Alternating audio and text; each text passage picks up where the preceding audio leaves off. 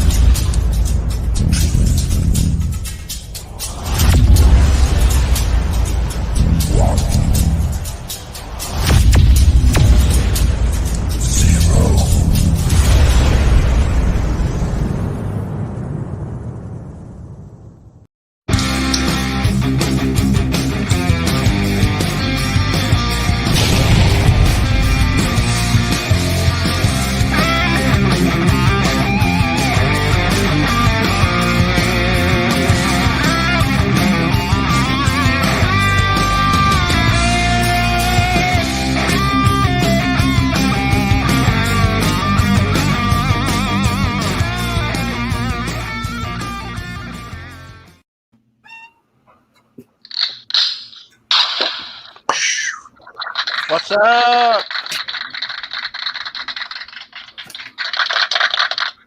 Hey, show me your pick. Saturday, May 22nd, 2021. Yeah. How's everybody doing? What's happening? Good. Well, everything's good. I'll show you my pick.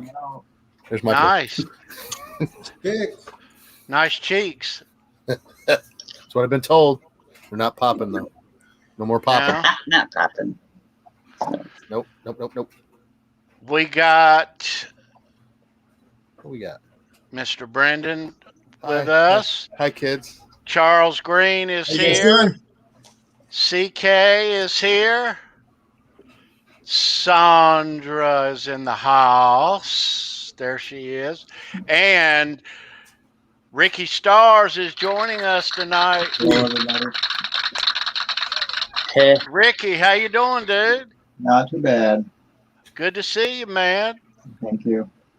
Good to see you. Yeah, How's things going for you? Okay. Busy working on tractors and such. Excellent. Yeah. No. We are Sweetness. waiting on our special guest to arrive. Yeah, so he'll be right along. Queensrÿche tonight. Yeah. Yes. Queensrÿche. People in the chat saying that. Yeah. Who's here, Sandra? I can barely hear you. Okay, starting, we got the Hitman is in the house.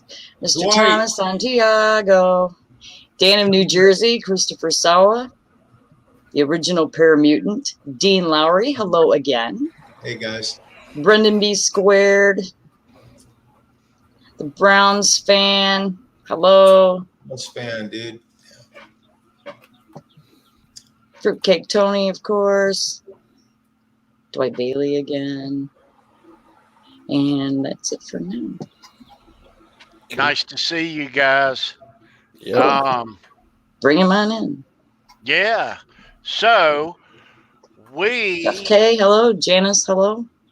Yeah. Hey, Janice. Hey, Jeff. While I've got it on my mind, let's go ahead and get.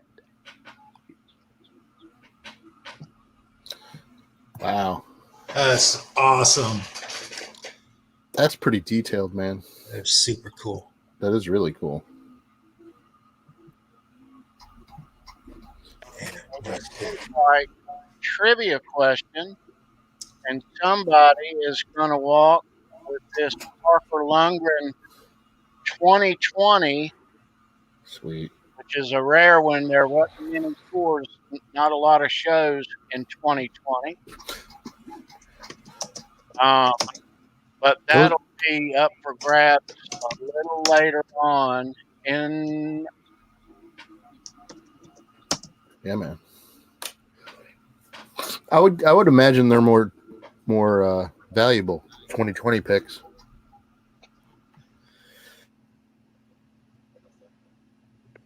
Will be in time. There wasn't a lot of Kiss did chose 2020. Not a lot of bands guitar picks will have that date on them. So yeah, down the road that'll be the case. Sorry, Yeah.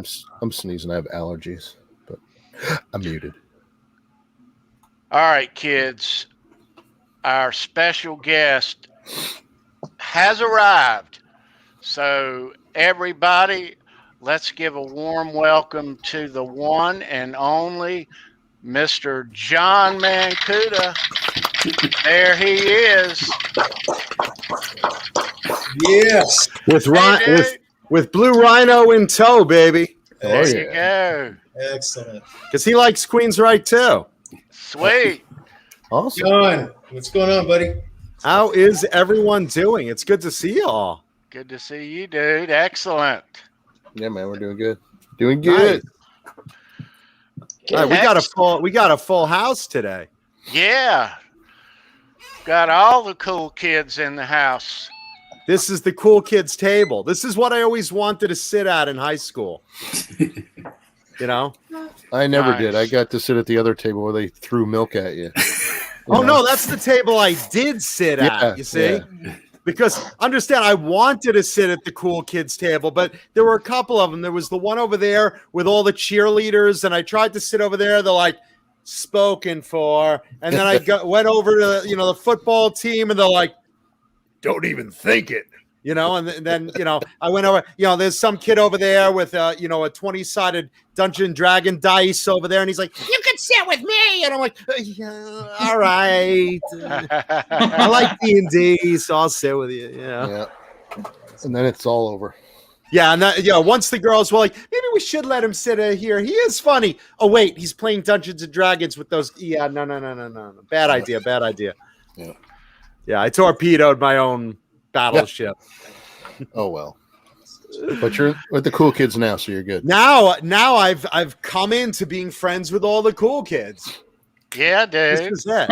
Nice to see you, John. Nice to see you all. Thanks for being here, man. Thanks for having me. I'm sorry I'm late.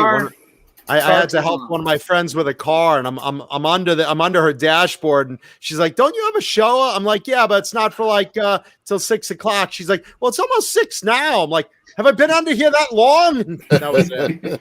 Under her dashboard, huh? Aha. So to speak, yeah. Yeah. Dating and I are done for a while, so literally under her dashboard. John, word has it that you're kind of a Queensrÿche fan. I am a massive Queensrÿche fan, and I am that much of a fan that I have brought 2 very special guitars on with me today. Oh, really?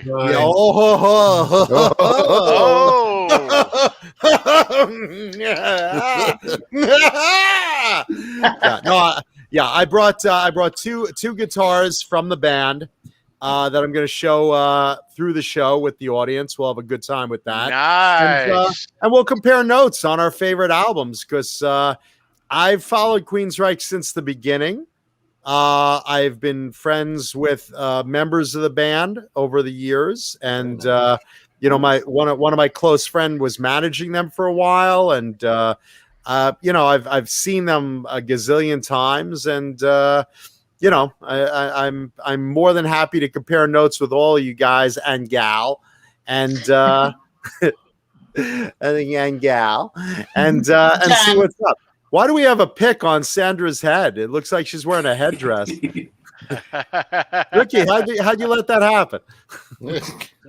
Got to see your girl, man. Got to see your girl. John, you have to sing it. Which? Oh, absolutely. Did we? Let's do a roll call of the cast of the show. We have my buddy Fruitcake Tony, the very established guitarist Rikki Starz, my bud CK, Charles Green, producer extraordinaire, Brendan Buttcheeks, and of course my girl. Pokorney, Pokorney, love you. Awesome. Yes. Classic. Very cool. Oh, we love you long time too, John. Yeah, I can imagine Absolutely. Jeff Tate doing that. Sandra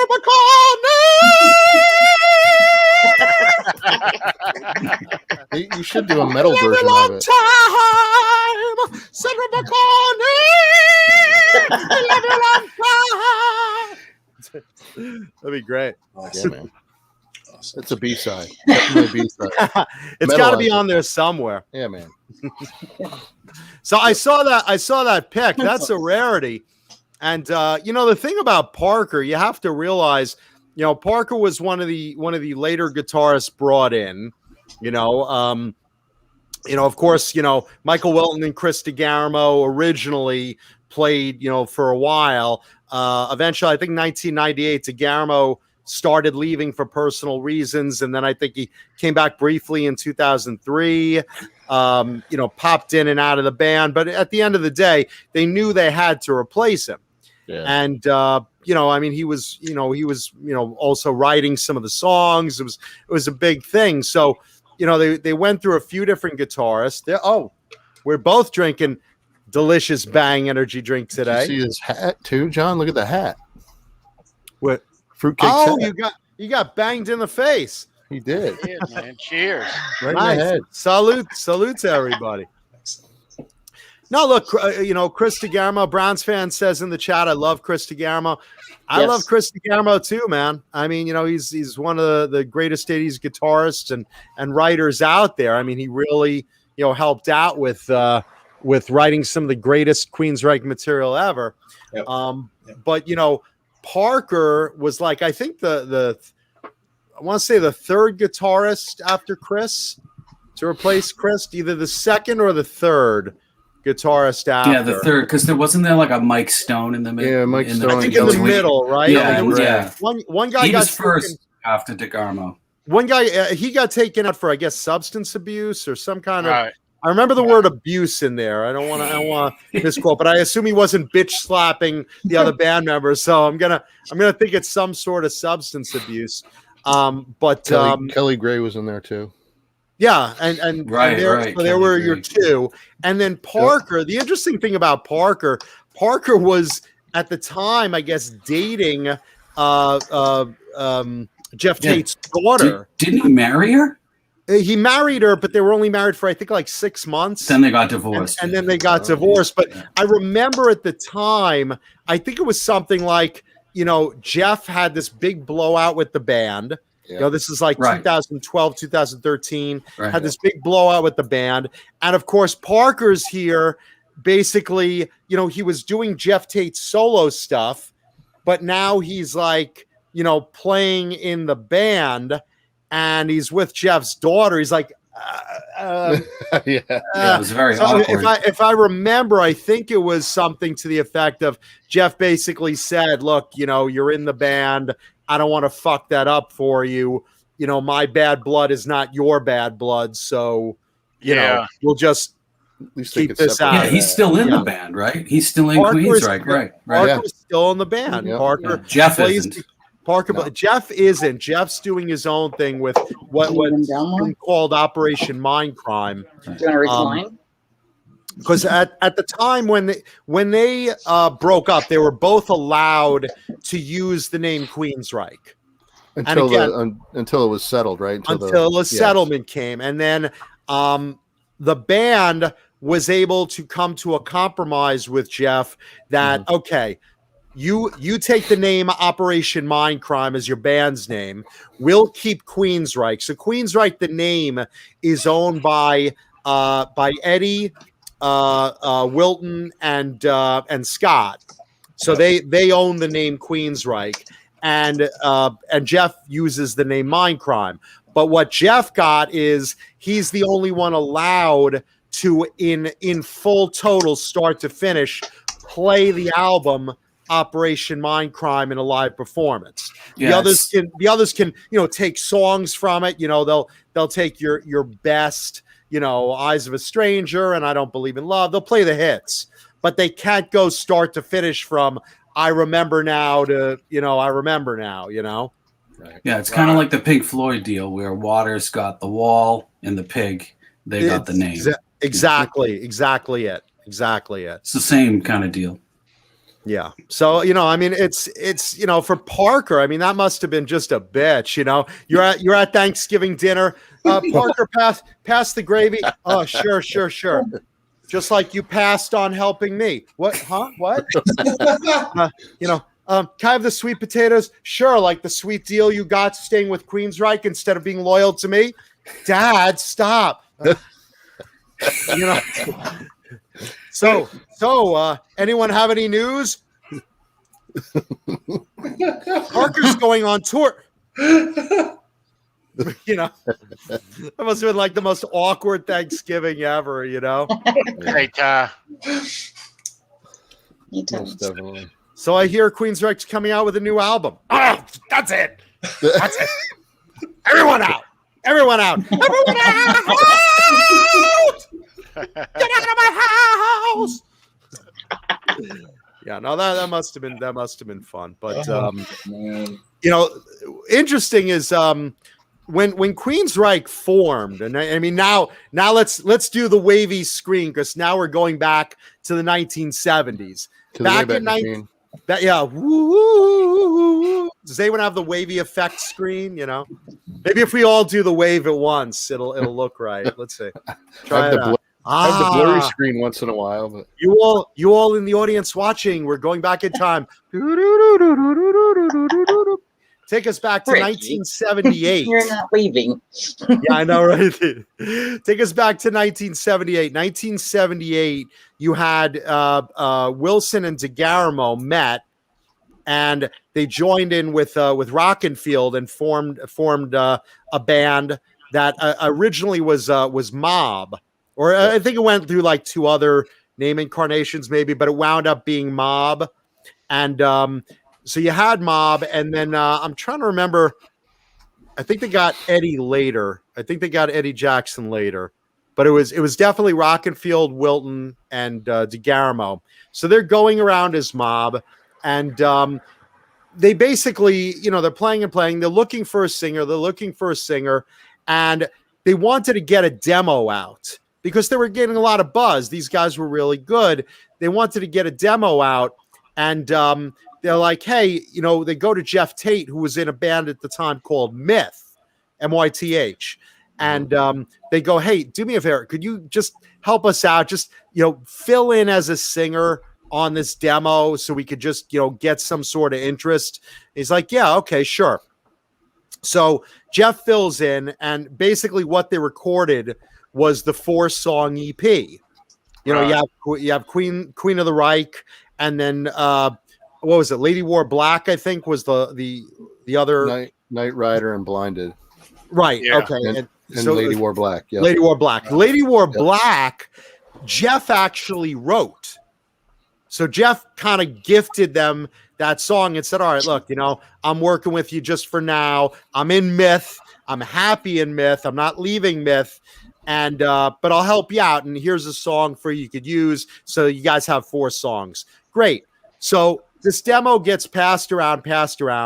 It gets attention, and it gets produced by this independent. I forgot the name of it, like 206, or I forgot the name. 206. Right, 206. Right? Yep. Okay, so it gets produced by 206, a small indie label, and it gets passed around and getting some play, and people are like, wow, they're really good, and they're like, hey, Jeff. We're starting to get some attention. Do you want to join?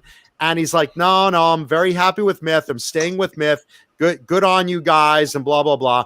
So they're going around, and they're still trying to find a singer. They can't seem to get that sound they want. And eventually they talk Jeff into, because this EP is getting so much attention and sudden airplay for Queen of the Reich, that Jeff's finally like, okay, you know what? I'll stick with you guys, and he wound up joining the band eventually. And they got Eddie Jackson to round it out, and but Jeff originally didn't want to be in the band. Wow. He was happy, he was content, You know, we almost didn't get Jeff Tate. Think about that. Would have been a whole different band. Can't even imagine that band without Jeff Tate as the singer. I know, right? I mean, that's nobody had really the chops to even do it anyway. When you heard the EP, what were you thinking? I mean, of course, it had great guitars, and that's great. A lot of bands had great guitars, but the standout was when Jeff Tate was there belting out at those highs. Yeah. And when he hit that high, that second high, there it is. There it is right there. That's it. And when he hit that high in that second time in Queen of the Reich, you were just like, oh my God. Never heard anything like it before. Like a kick in the groin followed by a kick in the groin. Yeah. You know? When I heard that song for the first time, that's when I decided that's the kind of music I wanted to do. Yeah. That was the catalyst to getting you to play, Rick? Nice. No, that was the style. Oh, okay. Okay. Awesome. Music that I wanted to do. Was it Queen of the Reich, specifically that song, or did you buy the Queen EP the right away? Specifically, yeah. Okay. Yeah, I wore the hell out of that song. I saw the MTV video for Queen of the Reich when it first aired, and I immediately went out and got that EP. I love the name. I love the logo. By the way, do you guys know where the name came from? Queensrÿche, the Queen of the Reich? From the song Queen of the Reich. Because originally they wanted to call it. You could tell it, right? Mob. Right. But they were saying with the name Mob. It wasn't available, right? It wasn't available. So the A&R people like, all right, look, you got to come up with the name real quick. We need to call you something. And they're like, okay, let's call ourselves Queen of the Reich or Queensrÿche, but then someone's like, well, you got to change that because the German term Reich, you know, why don't you call yourself Hitler's Reich? I mean, once you hear Reich, it's not a good word. Right. The word Reich, you know, so they're like, all right, what if we change it? And we'll change it to a Y, but with an umlaut. So, and they're like, over the years, we have so regretted putting that umlaut in because for a year, until we hit it with Operation Mindcrime, no one knew how to pronounce our name. Was it Queensrÿche? Was it Queensrÿche? Was it, you know, what was the pronunciation? They're like, what's this umlaut? What's that for? It's like, well, Motley Crue has an umlaut. You're not asking them. Yeah, but those are two easy words. Queensrÿche is a big, what is it? You know? So that's where they came up with the name. Yeah, it's pretty cool. On the fly, no less. I wonder if that's where Empire came from. You know, because Reich is you know, English, Middle English for empire or realm or kingdom. You know, I wonder if that's why, you know, if that's where they said, hey, let's call it album Empire because of it. You never know. I'm not sure. Or, you know, I mean, look, all I know is that was an incredible album. Oh, amazing. I mean, you know, you started off with the EP. That basically got everyone looking like, huh. Okay, so you know, I mean, they started their first beginning was touring with Zebra, right? You know, which is from my hometown, Right. There it is, man. Long Island, baby. Long Island, baby. Love yeah, them. oh, they're Love great. And Randy Jackson, remember, is another one of those vocalists that hits those highs. He can still hit them. Oh yeah. So imagine that you go see Zebra. You know, Long Island heroes, and here's this opening band, Queensrÿche. Oh, well, I hope these guys are over fast. And all of a sudden, Jeff's hitting these highs, and Randy's hitting these highs, and you're like, holy shit! This is like Nirvana for you know, seeing a local band. You know, someone pipe helium in here. What's going on? You know? Yeah, I know, right? Like, jeez. You know, but it was really interesting because they got that, and then they went in the studio to record a full album because now they got a deal. I think it was Zebra's A&R people were either with EMI or new EMI or something like that. Yeah, something like that. They suggested, it was with their, you know, your people know anyone? Yes, we know EMI, and they played the demo. They loved it, and they signed Queensrÿche for like a couple of albums, and I think like 7 initially from Warning on, and they recorded the Warning, and you know they were off and running. The first first full studio album. You have your full band lineup, and and now you're starting to get attention. But also remember, this is like about 84. I want to say 84. I think was the warning.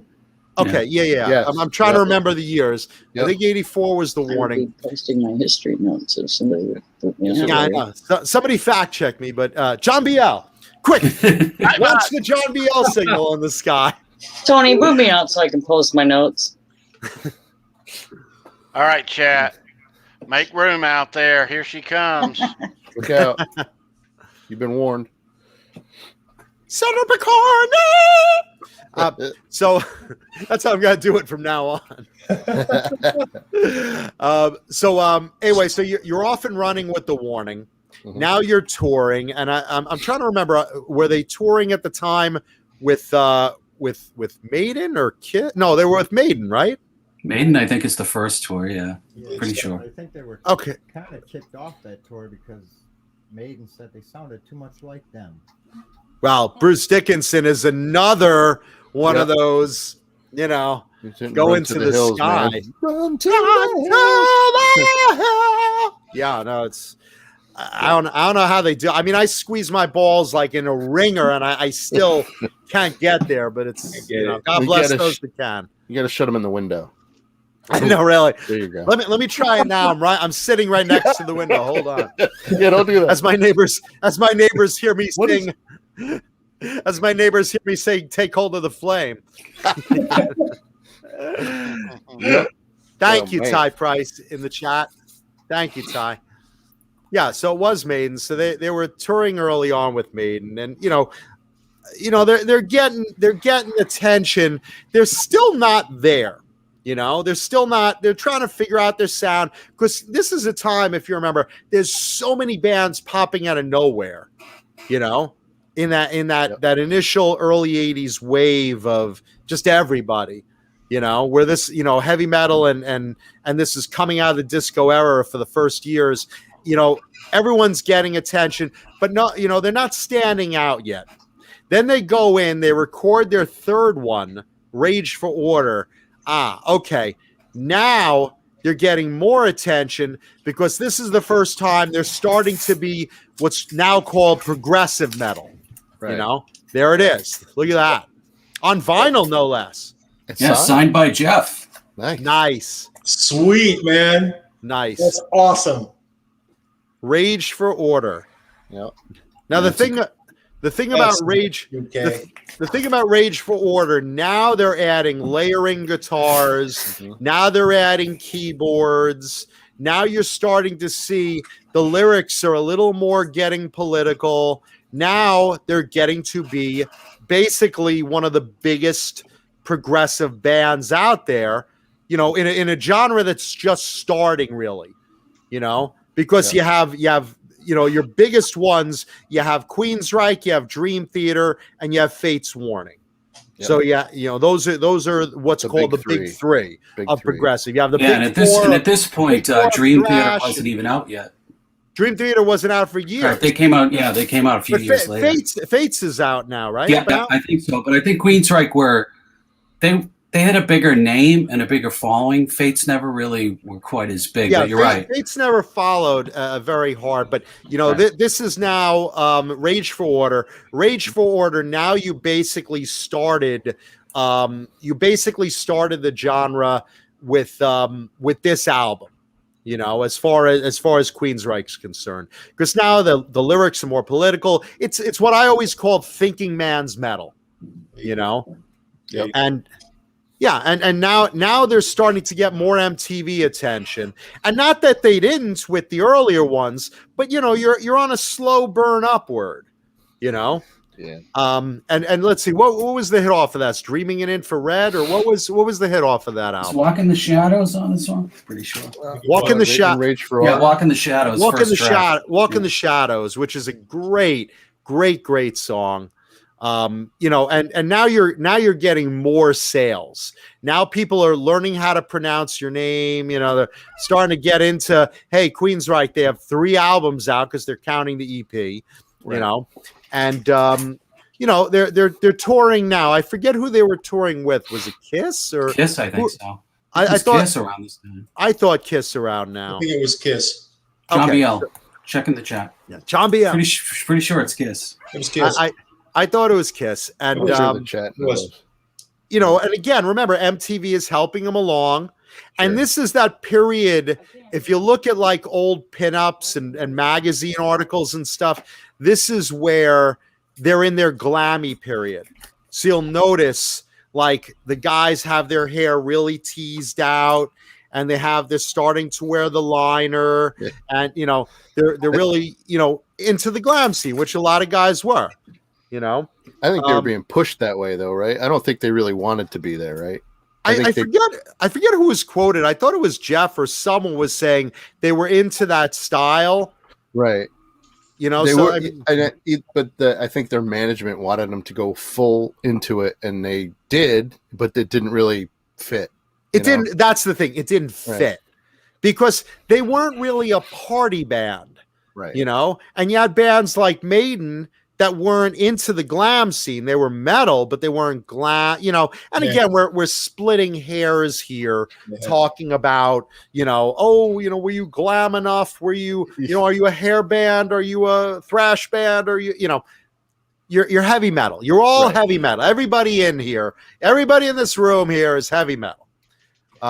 You know, so but if you want to get into a subgenre, which we are today, John, they could be kind of credited with beginning the kind of progressive metal, which is very much a movement today. They could have been one of the first, you know. Absolutely. And again, this is the album they did Where it it with. starts. Yeah.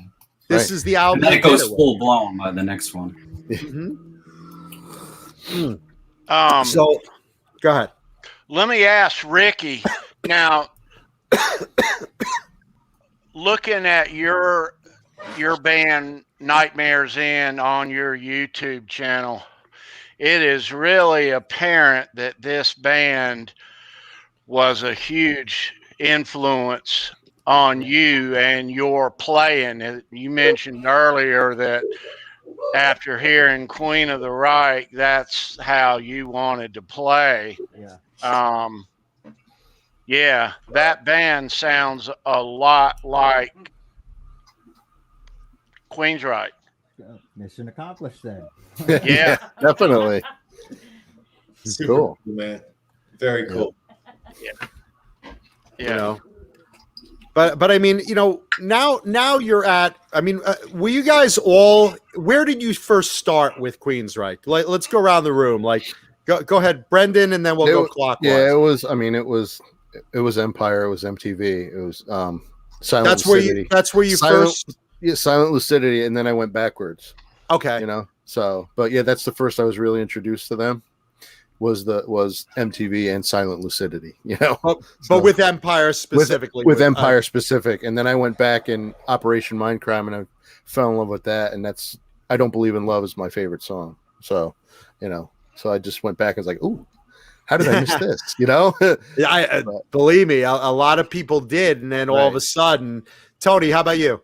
Well, I've seen Queensrÿche once, and it was before the MTV popularity, and we were talking backstage about which headliner that I saw them with, but I want to say that they were added as a third extra opener early on, 86, 87. So during the Rage for Order tour. Yeah, it was before their popularity. And like this, just hit me with like the first song you heard, where you heard it, and what you were thinking. The first thing that hit me, not knowing the band, was Jeff Tate's vocals. Incredible stuff. Yeah, that's the first thing I noticed, and then they're all over MTV. I want to say that they filled in an opening slot when I saw Metallica opened for Ozzy in '86. I want to say, I could be wrong, but I saw them and they were added as a opener that really no one knew about until Showtime. Now, I will say that Metallica was touring with Ozzy because that was a concert, my first concert. Yeah, I saw that show, but I just can't place of which show I saw Queensrÿche open for. That was '86, John. They were on Metallica was on Master of Puppets, and Ozzy was on Ultimate Sin in arenas. Right. In the spring of '86. That was my first concert, and I saw it luckily with Cliff Burton still alive in Metallica, right before he passed away. But when I saw it, it was in New York, and Queensrÿche wasn't part of that. I wish they were. That would have been amazing. But did you see him at Nassau or Brendan Byrne? I saw them at Nassau Coliseum. So I was, blown away. But I didn't see Queensrÿche live then. I hadn't seen them live yet. I mean, I had Rage for Order. Like I said, I started with the EP, and I bought The Warning, and I bought Rage for Order, right off the shelves when they came out. Now Rage for me was where, and again, same thing as you guys, I loved Jeff's vocals out of the gate. So it really, really blew me away, album after album that he was consistently doing that, Randy, what was your first viewing of it? Did you see him on MTV? Did you buy the album, the EP when it came out? Because you said that, the first song, the first Queen of the Reich was your influence. Did you just blindly buy the album, or did you hear it somewhere? Or Rikki? Oh, you're talking to me. What'd I say? What did I? Randy. Oh, I said Randy. I'm sorry, Rikki. Why is that? I'm thinking of Ozzy. I'm thinking of Ozzy. Randy I'm like Rhoads. Randy Rhoads. Even though that was Jake on the tour, yeah. My brain fart, thanks to Bang Energy Drink, delicious mind-wiping Bang Energy Drink. It was just a recorded song of Queen of the Reich. So and that was 84, 83, 84. So it's on the radio, or no, a friend made a compilation tape for me, and that song was on there. It was that and Victim of Changes, and of course, Judas Priest. Sounds like a good friend. Yeah. Well, it was a bandmate, early high school, just starting guitar, and that's when I heard that song is on that mixtape, and that's, like I said, that's what decided later on. That's what I was going to play. Sooner or later, I was going to learn how to write like that, but it was the song Queen of the Reich back in it was the EP. Basically, the EP is where I started. But right at the beginning. Yeah, it was that song in particular. CK, what about you? Same, the EP.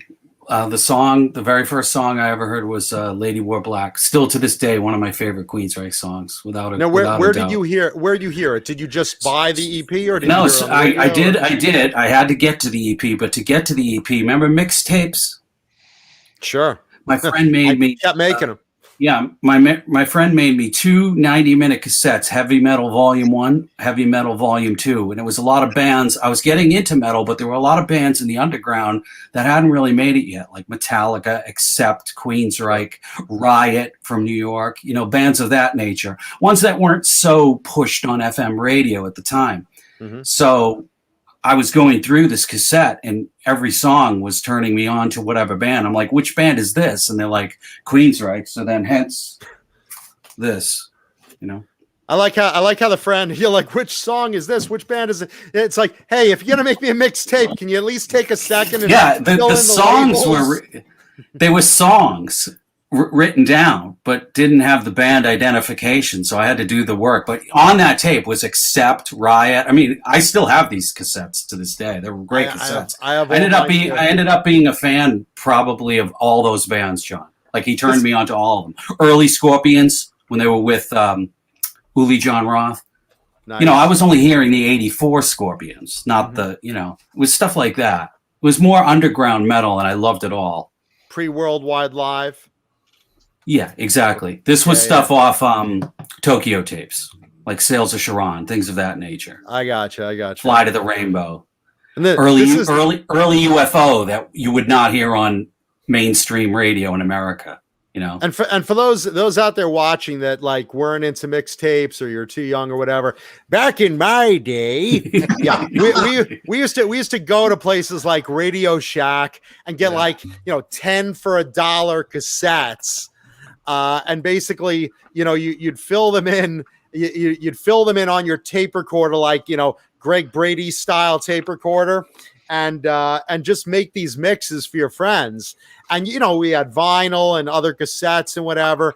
And we're trying these intricate hookups of wire to another cassette player to dub it. Like, okay, hit record now. And you got to hit it right at the exact moment. Yeah. And then you're pausing and all the pop and hiss and whatever. And, or your friends playing an album. If you really want to ghetto it out, you're playing an album on your speakers and you hold up a cassette recorder to the speaker. I used to bootleg records. Yeah, I did that all the time. I remember I was doing anything for money. Insert joke here. I was doing anything for money. And I remember I was babysitting for one of my neighbors and they were in a rush to go out to dinner. And I was like, oh, great. But listen, before you leave, just watch the baby for a minute because I got to record this song coming up. What song is this? What are you doing? I'm like, they're like, we got to go out to dinner. I'm like, yeah, but I got to record this and you got to be real quiet. You got to be real quiet. So I turn on the TV and I don't remember if it was like the Grammys or some stupid award show, but they were playing like the theme from Greatest American Hero. Remember? Believe it or not, I'm walking in my. So I'm sitting there holding a cassette player to their TV set. They're paying me and they're looking at me like in utter disappointment, like, we have to shh. And then as soon as the song goes, I hit off. I'm like, okay, you can go. Where's the kid? I'm like the most irresponsible babysitter. I'm like, I'll put the baby in the bathtub. How hurt could he be in the bathtub? Just don't touch the hot and cold faucet. Get him to press play, little kid. Now. Yeah, I know, little kid. Watch. As I go to the bathroom, the kid's like sitting there pulling out the tape and screaming it. Yeah. And then you'd find those across the highway. Like once it jammed up and you couldn't free it with a pencil. Because here, let's see. I actually have a cassette with me. This is an old school Maxell cassette. Yeah, I got it. For those that have never seen one. Yeah.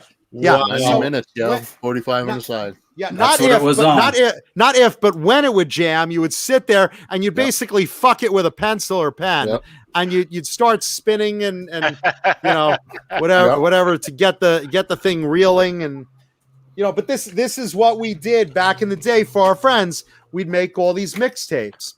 So there you go. And we do them for girls no matter what. I was like, I'll put on all these romantic songs. And she's like, well, I want to hear Judas Priest. So I'm not dating you, Mankuta. And she'd blow the football team or something, Yeah. Oh, man. All right. So you had it on a mixtape. Charles, give us your intro to Queensrÿche. First intro was Queen of the Reich on the radio. I forget the year, but it was very early. What year did Jet City Woman come out? That was 90. Jet City. Yeah. Jet City was 90. That was off of Empire. So that was sort of my in between. And everything was at that time would have either been MTV or radio play, pretty much. But when Operation Mindcrime came out, and I believe it was 98. 88. I'm sorry, 88, and then 90 with Empire. And by that point, I was all in. Those were my two breakthrough albums for Queensrÿche. So wait, you heard just to get this straight, you heard Empire first, and then you backtracked to Mindcrime? No, I didn't backtrack. That was me. Mindcrime, Empire, just like that. Because when Mindcrime came out, I was all in. So you heard Queen of the Reich when it came out. Then you didn't hear any others until Mind Crime? No, there was a Jet City Woman was another song. I wasn't that's into Empire. I didn't get that into him until Mind Crime came out. Okay. When Mind Crime came out, I was totally impressed because, you know, Mind Crime, the album was the other album in my life at that time was 2112, Rush. Oh, sure. Rush's concept album, for those that don't know. Yeah, exactly. And it was awesome. And so I made, you know, I just immediately locked into that. I thought it was so cool. I followed that story start to finish. And like I was telling the guys earlier, I had that cassette. Well, it was a CD at the time, and I threw it in my truck. It stayed in there for over a year. Which one? Mind Crime. Mind Crime. Now, here's the thing. We've all heard Mind Crime at this point now. We've all heard it. So here's the question. When you first heard Mind Crime, did you play it start to finish and not know what to expect? Or did you go to I think Eyes of a Stranger was like Spreading the Disease is my favorite Queensrÿche song. It's my favorite hobby. Oh wait. No. I knew you'd go there. Hey, that's my favorite Queensrÿche song. I love several of them, but that's my go-to song right there. And I was just a huge DeGarmo fan too. I love his guitar playing. At that time, I was getting into guitar a little bit, but not like I am now. And that's really what hooked me. Between Jeff Tate's vocals and DeGarmo's guitar, and Wheaton too. You know, they were a great couple. When you put those two together, it was magic. It was magic. It really was. There's the thing, and you always hear myself and Neanderthal talking about it on Talking Guitars and 80s Metal Live. For those watching, I hope you watch that as well. We're always talking about chemistry. Yeah. Bands have chemistry. When certain members get together, either a singer and a guitarist or two guitarists that layer each other, like, Robin Crosby and Warren DeMartini and Rat, there's certain bands that have those chemistries that, just work. And Will and DeGarmo really feed off each other perfectly to make that beautiful, that secret sauce. Yeah, when DeGarmo left the band and then came back, and he was all half-hearted when he came back. He wasn't.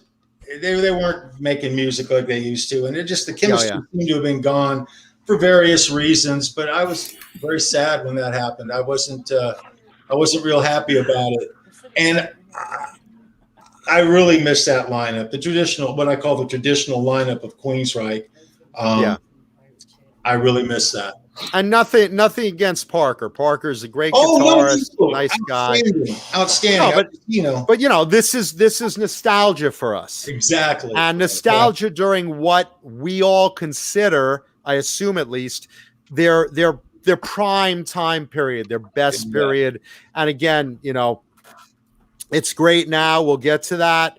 Got plenty of time. But basically, that's where we really start off, is that those first albums escalating. Yeah. And I think CK was holding up Operation Live Crime. Is that what that was? No. That's the original, that was the first the one. original Operation Mind Crime. Yeah, I was saying earlier, I really like live music and live recording over studio a lot of the time. Not all the time, but a lot of the time. And that Live Crime was just such a good live album. I think they did it in New York. I think it's where it was actually recorded. And it comes in a box set. Yeah. And that's my absolute favorite Queensrÿche recorded music right there. Which show in New York was it? Because I saw the Building Empires tour at Nassau Coliseum. I believe that's where it was recorded. Was it? I think so. Don't hold me to it. Ricky's shaking his head. No, Ricky, jump in, man. It was done right here in Madison. In your house? In your house? Ricky's like, it was done right here. I'm like, where did they set everything up? There was 3 shows, one in Milwaukee, one in Madison, and one in Racine, Wisconsin. Okay. Okay. And the album and the video is a mixture of the 3? TV, that live show. Yeah, it was a mixture of all three shows. Right. Okay, cool. Let's give a shout out to the Dreamer in the house, giving greetings to all of us. How are you, brother? What's going on, bro? Hey, Dreamer. Will. Hey, Will. That is well. Yeah, that's well. Will, I just want to tell you, man, I haven't been catching your shows yet, but I'm going to. I just want to give you a shout out, let you know that. I just want to let you know that, bro. Catch the Mankuta episode. It's the highest rated show ever. Ever. Will do. No, that's not the highest rated show ever. Although that is a good show, and I watched you. It was neck Will's and neck show. with the finale of MASH. I'm telling you, it was right up there. Now, if you want to know what the highest rated Mankuta show of all time is, Halloween episode. No, well, actually, it's two of them. You got the Halloween episode on Johnny Bean's channel of Saturday Night Live. That's the Halloween episode. The biggest views one I've ever been a part of was the Van Halen passing away tribute. Yeah. We went on the air right after Eddie Van Halen passed away and did an 8-hour live tribute. It was Johnny and Paul, and I needed about 20 minutes to compose myself during that before I could jump on, because I was crying like a baby. And I was still tearing up through the whole show, but that 8 hour, that was the highest and the view best show at the same time. Let me show you this, John. This is the episode of yours that I liked and a lot of us liked the best. But I'm going to highlight you, and then I'm going to show this. There it is, baby. The Halloween episode of Saturday Night Live. John, you never broke character, man. Not for 5 hours. Not for 5 hours. Outstanding. That's what I do, man. We all had a lot of fun. And you know what? We'll do it again this year. We'll all have a lot of fun again. We will. That was awesome. We sure will. Well, awesome. We're coming close to the 1 hour mark, and we're talking about Rage for Order. So I think it's time I broke out one of the two guitars I brought for today. Absolutely. And we'll have a little fun with this. Whip it out, man. Whip it out. Excuse me while I whips this out. Yeah. Like I said, I've been a big fan of Queensrÿche. Over the years, I've made friends with Michael Wilton, and when it came time to reach a settlement with Jeff Tate, I quietly helped out the band behind the scenes in a manner that I'm not going to get into here. But at that point, a buddy of mine was managing him and put us together, and he basically said, "Hey, I appreciate your help. I know you collect guitars. Our mutual buddy, our manager, your friend, says that you're interested in picking something up from me. What would you like to pick up?" And basically I said, "What do you got left?" Because a lot of, some guitars basically went to the Hard Rock Cafe, from Rage for Order. They had those, I like ones with graphics. I like guitars that you can look at and are instantly recognizable. So I said, I want something that was either used, during Mindcrime or Rage for Order. And he said, basically, well, all the Mindcrime stuff is gone at this point, except one guitar I used on both albums. One guitar on Rage for Order and one guitar on and the same guitar I used for Mindcrime to record some parts. So if you're interested in that, I said, well, let's see which one it is. Because, of course, the answer was yes. Yes, I was happy to buy this off him. But, ladies and gentlemen. Oh, look at that thing. Dude. Look at that thing. Oh, man. Oh. Nice. Oh, yeah. There it is. Oh, geez, Gorgeous. man. Okay, so this is a 1985 Kramer Beretta. And what it is this is the small banana headstock. But this isn't just a Beretta. This is a Ripley. Now the Ripley, all those switches on there, right? Yeah. Yeah.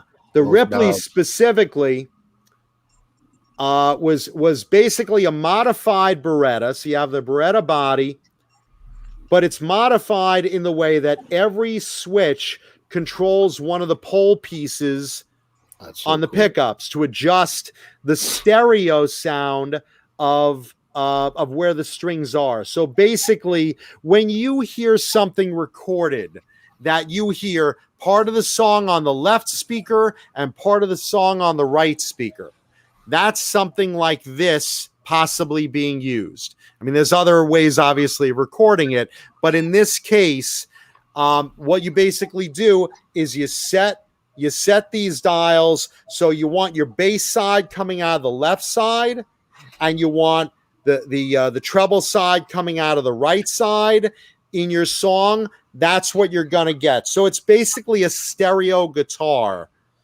created by Ripley, who is no longer with us, but rest in peace.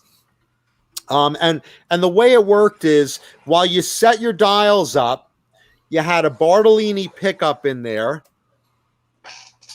Yep. Oh yeah. And you had your on and off switch there. You had your volume and your tone, and then it went into one of these little splitter boxes. So you put basically, you plug your guitar in there, and then you put two output wires into two different speakers. So the left side and the right side of your speaker setup, and that's how in concert you'd have that side playing different parts of the song. And basically he had this made for him, and he used it through Rage for Order, and then I believe it was used in the Empty Room track for Mindcrime. So he used it to record both albums and tour, and obviously the graphics hand painted on there. You have a maple neck, which is not very common for the Ripleys either. Really nice with the small banana headstock, a very worn board, which I love. And you could see like he's had it pretty sanded smooth extra. You can tell the difference in the maple color. Yep. So it's really like raw and unfinished on the back. But if you look here, you see how dirty it is. He used it quite a lot. And obviously I love the graphics that identify it instantly with the Tri-Reich graphic. It's amazing. And this particular one was, if you remember, the cover to Rage for Order was, the Tri-Reich over the world, taking over the world. So you have that. Cool. Nice. Yeah, and this takes two 9-volt batteries. There you go. Sweet. And your original Floyd Rose, non-recessed trem. And there you go. So there is guitar number 1 of 2. We'll show the second one later. That's amazing. Belonging Super to cool. Michael Wilton and used on Rage for Order and Mindcrime. So there we go. Nice one. Killer. Nice, man. Killer, as the captain says. Killer. Hello. Hello. I love how the captain pops on. Hello. Bruce again. That is awesome, John. Yeah, we appreciate you bringing that. I appreciate you having me as a guest. I wasn't sure if you had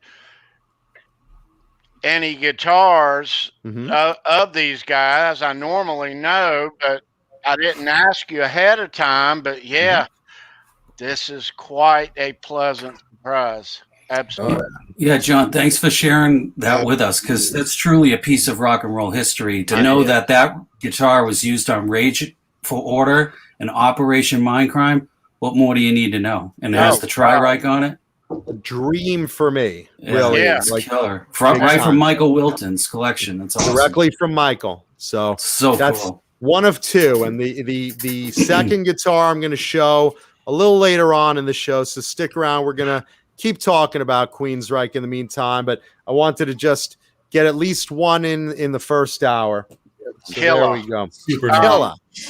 Let me ask you, John. So I was going to ask you Operation Mindcrime or Empire, but I'm not going to ask you that. Is it fair to say that looking back into the rock and roll of the 80s, that of all the music that came our way and all the great albums, it is apparent that Operation Mindcrime is one of the great albums of the 80s. Yeah, Oh, yeah. that's true. Yeah. Mindcrime is literally, I was asked this on the air a couple of weeks ago, and Mindcrime is literally my personal favorite album of all time. Oh, Wow. And make no mistake, Queensrÿche is one of my favorite bands of all time.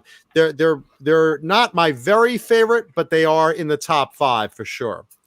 And you know, again, different reasons and whatever. You know, if you round out like, you know, my top, you know, 10 greatest albums of my personal history, you know, there will be Poison on there, but there will also be the first Danger because I have another connection with that album. But you know, whatever the reasoning, there's no dispute that out of all the albums, Mindcrime is absolutely my favorite because I have listened to that easily, start to finish, probably about 100 times, no lie. Yeah. And I'm not counting when I've clicked to certain singles I want to hear at the time. When I discovered Mindcrime, I had already, you know, bought the other 3 off the racks. Now here I go. I'm setting the scene for you. A little wavy back. And back to 1988. I was buying new music every week from a particular cassette and CD dealer in a flea market. And he knew that whatever shipment he got, anything metal, put it aside for me to see, and I'd be in there later that day to pick some out. And usually I bought most of it, if not all of it. But I basically, you know, brought those out, and I was always looking. So when I get to his shop this one particular Wednesday, I see he lays out on the wall for me Operation Mindcrime. And I remembered Queensrÿche from Rage for Order. Now, make no mistake, Queensrÿche were, for me, a good band that I liked. Nothing outstanding, but a really good band that I liked, that I knew I was going to buy. But, like, they weren't at the time yet my favorite, you know. They weren't at the time yet one of my favorites. They were up there. They were in the top 10. But they weren't like number 1 with a bullet, you know? I enjoyed Rage for Order. I thought it was a good album, but it didn't blow my mind. When I first heard Queen of the Reich, that blew my mind. When I heard Take Hold of the Flame, that blew my mind. But, you know, Rage for Order was just another good album from them. They were consistently good. So I picked up Mindcrime, and I get to my car, and I unwrap it, and I'm one of those guys, when I first get an album, I want to listen to it start to finish and read the liner notes. I unfold the little insert that has all the lyrics on it. I like to follow along just for the first time I hear it. So I know what they're singing, and I know to mentally mark, okay, the second track, I want to listen to that again later. The fourth track, I want to listen to that again later. So I start off Mindcrime. I'm in my car. I'm just parked. I'm chilling out with the liner notes. And it starts with the whole hospital scene. I remember now. And then it gets into it. And for the next, how long is that album? An hour? Less than that. I think it's like less than 50 minutes because it fits on vinyl. So it's got to be like 45 Okay, tops. let's call it. It's a vinyl record. Yeah. Let's call it 45 minutes. For the next 45 minutes, I'm in my car, not realizing that this was a concept album until I started playing it. Because I didn't read anything ahead of time. No one recommended, hey, you know, this new Queensrÿche, it's a concept album. It tells a story. You follow along. I'm just listening to it. But as the first song is playing, I'm realize this is the beginning of a story. There's a story going on here. And I'm following it along lyric by lyric. And by the way, if you're watching this and you haven't ever done that, that's the way to listen to an album when you first get it. Go into bed, hit play on whatever, your earbuds or whatever, and start to finish, read all the liner notes and follow along with the whole album. But this was a concept album. This is a whole story unwinding in front of me, and I'm mesmerized by it because I thought the concept was incredible, and I thought the music was amazing. Every song was good. It's a really good story. It's a great story. It's a great story. This is the type of story that should be made into a movie. Yes. And we'll get more to that later, but I'm following Jeff took Mindcrime on the road and he did a theatrical performance. I'm gonna get to that. There you go, man. Sorry. Don't worry, brother. I ain't missing you. I ain't missing you. There you go. Yeah, and since the Wall and the Elder, I think like there weren't a lot of concept records in the 80s. So 2112. Yeah, that was 76 though. Yeah. Right. Yeah. Then there was the Wall. Then there was Elder, which bombed, so no one really cared about that. But since the Wall, and the Wall was the 70s. Really, I think Queensrÿche were kind of the first band in the 80s to bring the concept record back. One more. Styx, Mr. Roboto. Yeah. Oh, Kilroy was here. Was a concept as well. Yeah. And that was before this one. But Mindcrime was the most successful of the 80s. Mindcrime was absolutely the most successful. Yeah. I mean, look, you could argue early on that the Kilroy Was Here album, everyone loved the Mr. Roboto song. They bought it, and then they started playing the whole album, and they're like, oh, there's a whole story here. And that whole story in concert, they acted out. Right. So, and of course, before that, like you started saying, The Wall, you had the movie.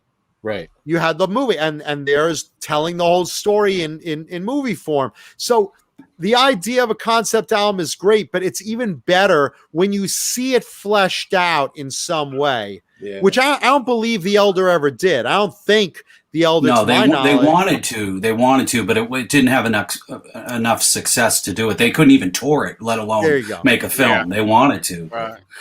They were copying the Wall model. It just kind of backfired. Yeah, even as a Kiss Army, I have to admit that's a really weak album. Yeah. Yeah. Sorry to say, World Without Heroes is okay, but anyway. So you had Kilroy Was Here by Styx. Mr. Roboto was a big hit. Everyone started picking up on it, and you saw on MTV, when they played Mr. Roboto, you realized it was part of a story. Mm-hmm. You saw that kind of little scene from, I guess, a play being played out on stage during concert. So here you have now Operation Mindcrime. And I finish it, and I had to listen to it again, and I'm floating on air with just love for this album. I couldn't believe the experience I just felt listening to it for the first time. I'm blown away, just blown the F away. Yep. And now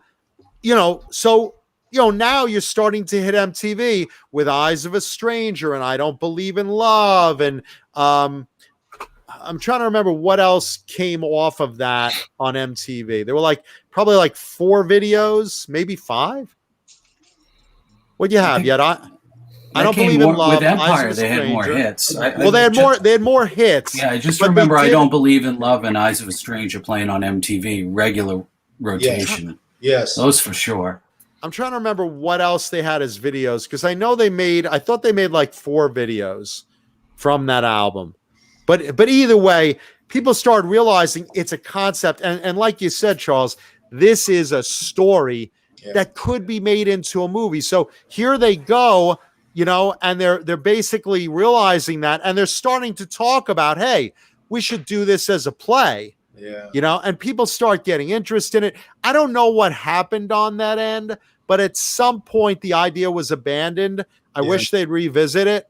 Yeah. But a little more on that later. They as we're inching toward it. But basically, you know, they're really getting incredible exposure from this album.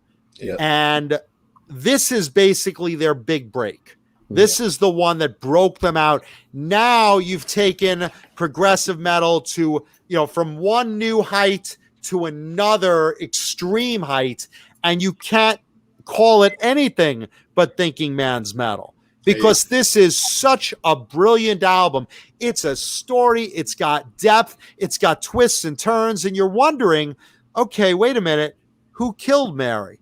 Because there's a couple of angles you could look at it. Yeah. For those that never heard the album, spoiler alert, here it comes. You know, did Dr. X kill Mary?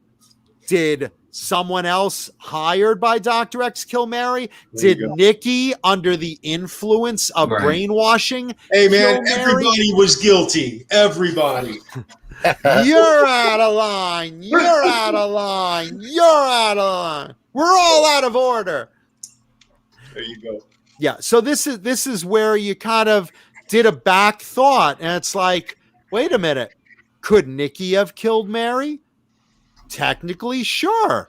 He you know, he could have been brainwashed to that level that, you know, he didn't realize what he was doing, or he lost his mind for a bit, or the pressure got to him, or, you know, rosary wrapped around your throat. Okay, did Dr. X go kill her? Did he have someone else kill her? You know, it left you with a couple of possibilities, but overall the story came full circle.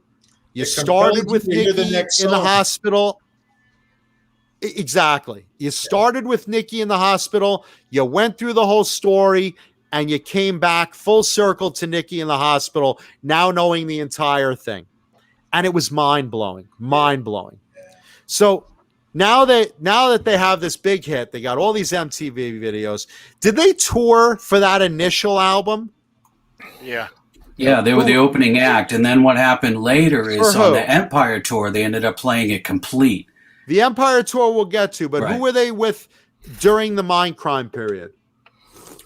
I want to say Kiss. That's what but I Rikki said. Rikki says that in '88 they were touring with Metallica as well. They were Def Leppard, awesome. Metallica, Guns N' Roses. They so they were hitting a couple. They were hitting a couple of tours. Yeah, quite right. So here they do this tour. Now they go back in the studio. Long story short, they're starting to do that the tracks for Empire they're writing, but there's so much demand for Mindcrime. They're like, you know, we got to do something more with this too. So they come out with Empire, and they come out with LiveCrime. Now, LiveCrime is where they did not just, you know, the 4 or 5 hits from the album. They did it start to finish as a concert play. Yes. So here you had actors, you had someone playing Mary, you had someone playing Dr. X, you had Jeff as Nikki. Well, you had this actor playing Nikki, but, you know, Jeff singing Nikki's parts. Yeah. Right. But basically, in a nutshell, you had the play and concert into a story you could watch as a play, basically, as a musical, for lack of a better word. Right. So they did LiveCrime, and here they release a live version of Operation Mindcrime and the video, a VHS video. I don't think it did come out in DVD too at the time. Originally, DVD didn't exist because that didn't come out to the late 90s. So originally it came in a box set of 2 CDs or 2 cassettes, depending on what format you bought. Right. And then the VHS of the entire concert and a VHS. in a box set called Operation LiveCrime. Yeah. Right. Now I have the one with the VHS. I didn't know if they made a DVD version. Yeah, maybe in the 90s it might have been repressed with a DVD, but the original one was VHS with 2 cassettes or VHS with 2 CDs. Okay, I could see that. Operation LiveCrime, and it had a booklet. Right. It came in long. It came in the standard box set. Yeah, the box sets. There you go. There you go. He's got it handy. So you couldn't get enough of Mindcrime because even though you're writing Empire, there's still demand for Mindcrime. And to this day, everyone's always saying Mindcrime, their greatest thing ever. And that and Empire you could interchange probably, but for me it's Mindcrime. So Live Crime was basically an answer to, even though you're with Empire, we want this too. I know you're working on Empire, but we need more of this too. So, they put out Live Crime. So now they put together Empire, and everyone's saying, well, you're not going to beat Operation Mindcrime. You had Mindcrime and Live Crime. Everyone was so, into this album. How are you going to top this, guys? Your next album's not going to be as good. I mean, so many bands have failed at the, following up such a land-breaking record, a groundbreaking record. How are you going to follow this up? So then they come out with Empire. Yeah. And holy shit, what a great fucking kick in the face to any critics that said, you can't do an album that's going to break everything. Because, here's Mindcrime sales, breaking them out. Here's Empire. Right. Just shooting up with a bullet. Yeah, Empire was multi-platinum. I had their first top 10 hit. I Don't Believe in Love was great for Mindcrime, but then you come out with Silent Lucidity, and Jet City Woman, Ella Brown. When they broke on MTV. Yeah, that was our first top 10 hit. Absolutely, yeah, because I think Mindcrime reached what, number 47, something like that.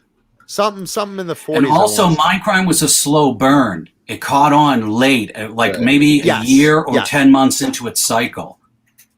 Whereas Empire, right out of the gate, they were getting on the radio. They had 4 or 5 singles from Empire, and it was multi-platinum. But it was going off the momentum of Mindcrime. Yeah, because for Rage for Order, like I said, you had a good band, but they weren't earth-shattering. They weren't, Guns N' Roses with that album. But all of a sudden, you had Mindcrime, and people started hearing word of mouth. Hey, you got to pick up this album. Oh, I like Queensrÿche. They're okay. No. You don't understand. This is not your typical Queensrÿche album. This is like next level shit. You got to listen to this. It's a concept album, blah, blah, blah. And, they start having hits on MTV with that. But with Empire, now you had the Mindcrime audience and the Live Crime audience and all these tours. So now they're looking to see, what are you going to do next? And here you have it. Yeah. You have Empire coming out with hit after hit after hit after hit.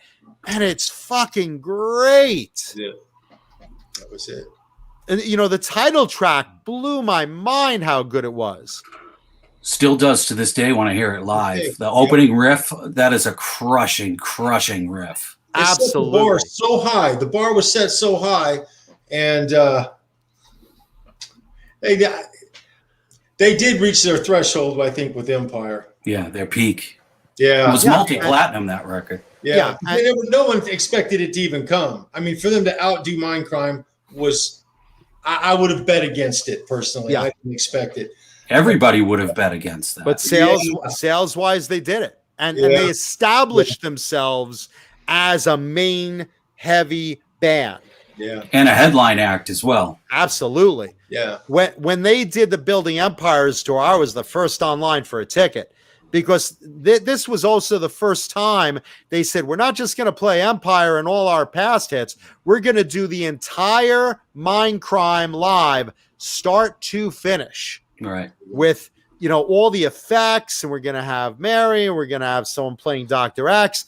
And I remember seeing that tour, and there was one point toward the end where Eyes of a Stranger is playing that you see Jeff, hit that note, behind the stair, and then he hits that note, and then he runs off stage, and you're like, where'd he go? Where'd he go? And then you look up, and this big screen lights up, and you see Jeff running toward you from the screen and dive through the screen in, a special effect.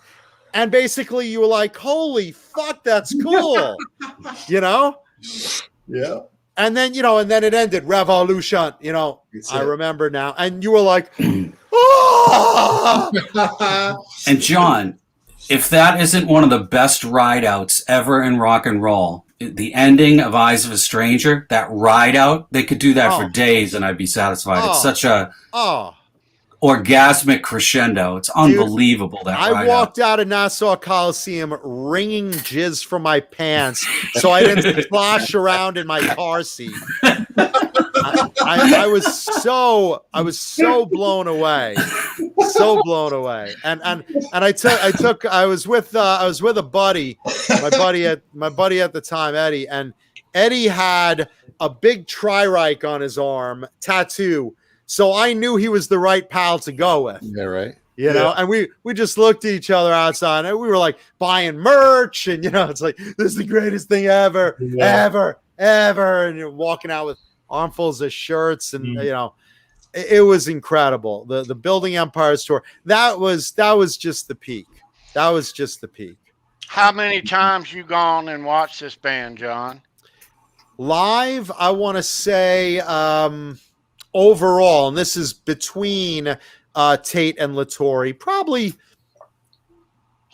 somewhere in the teens, I would say. Somewhere in the teens. Excellent. Multiple shows, because they also did small club dates early on, and, again, I saw, Empire, and then I went to see it somewhere else. And then later years with Jeff and DeGarmo, I saw that. And then I saw a couple with Todd, and just they're great live band. Regardless of which frontman you're with, great live band. But look, Empire was the peak. Yeah.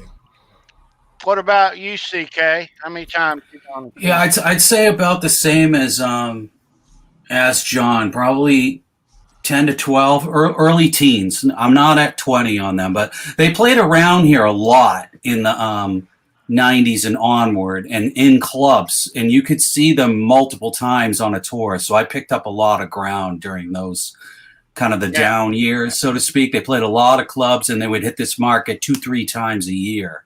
They have a good draw around here. Now, you've met these guys before too. Yeah, right? A whole bunch of times. Yeah. Mm-hmm. Show us the pictures that you have with them.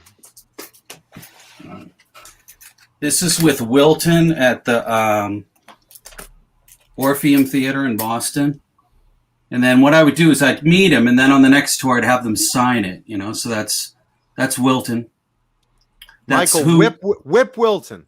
Right. That's who John has the guitar from. Mm-hmm. Nice. Yeah. Nice. That's awesome.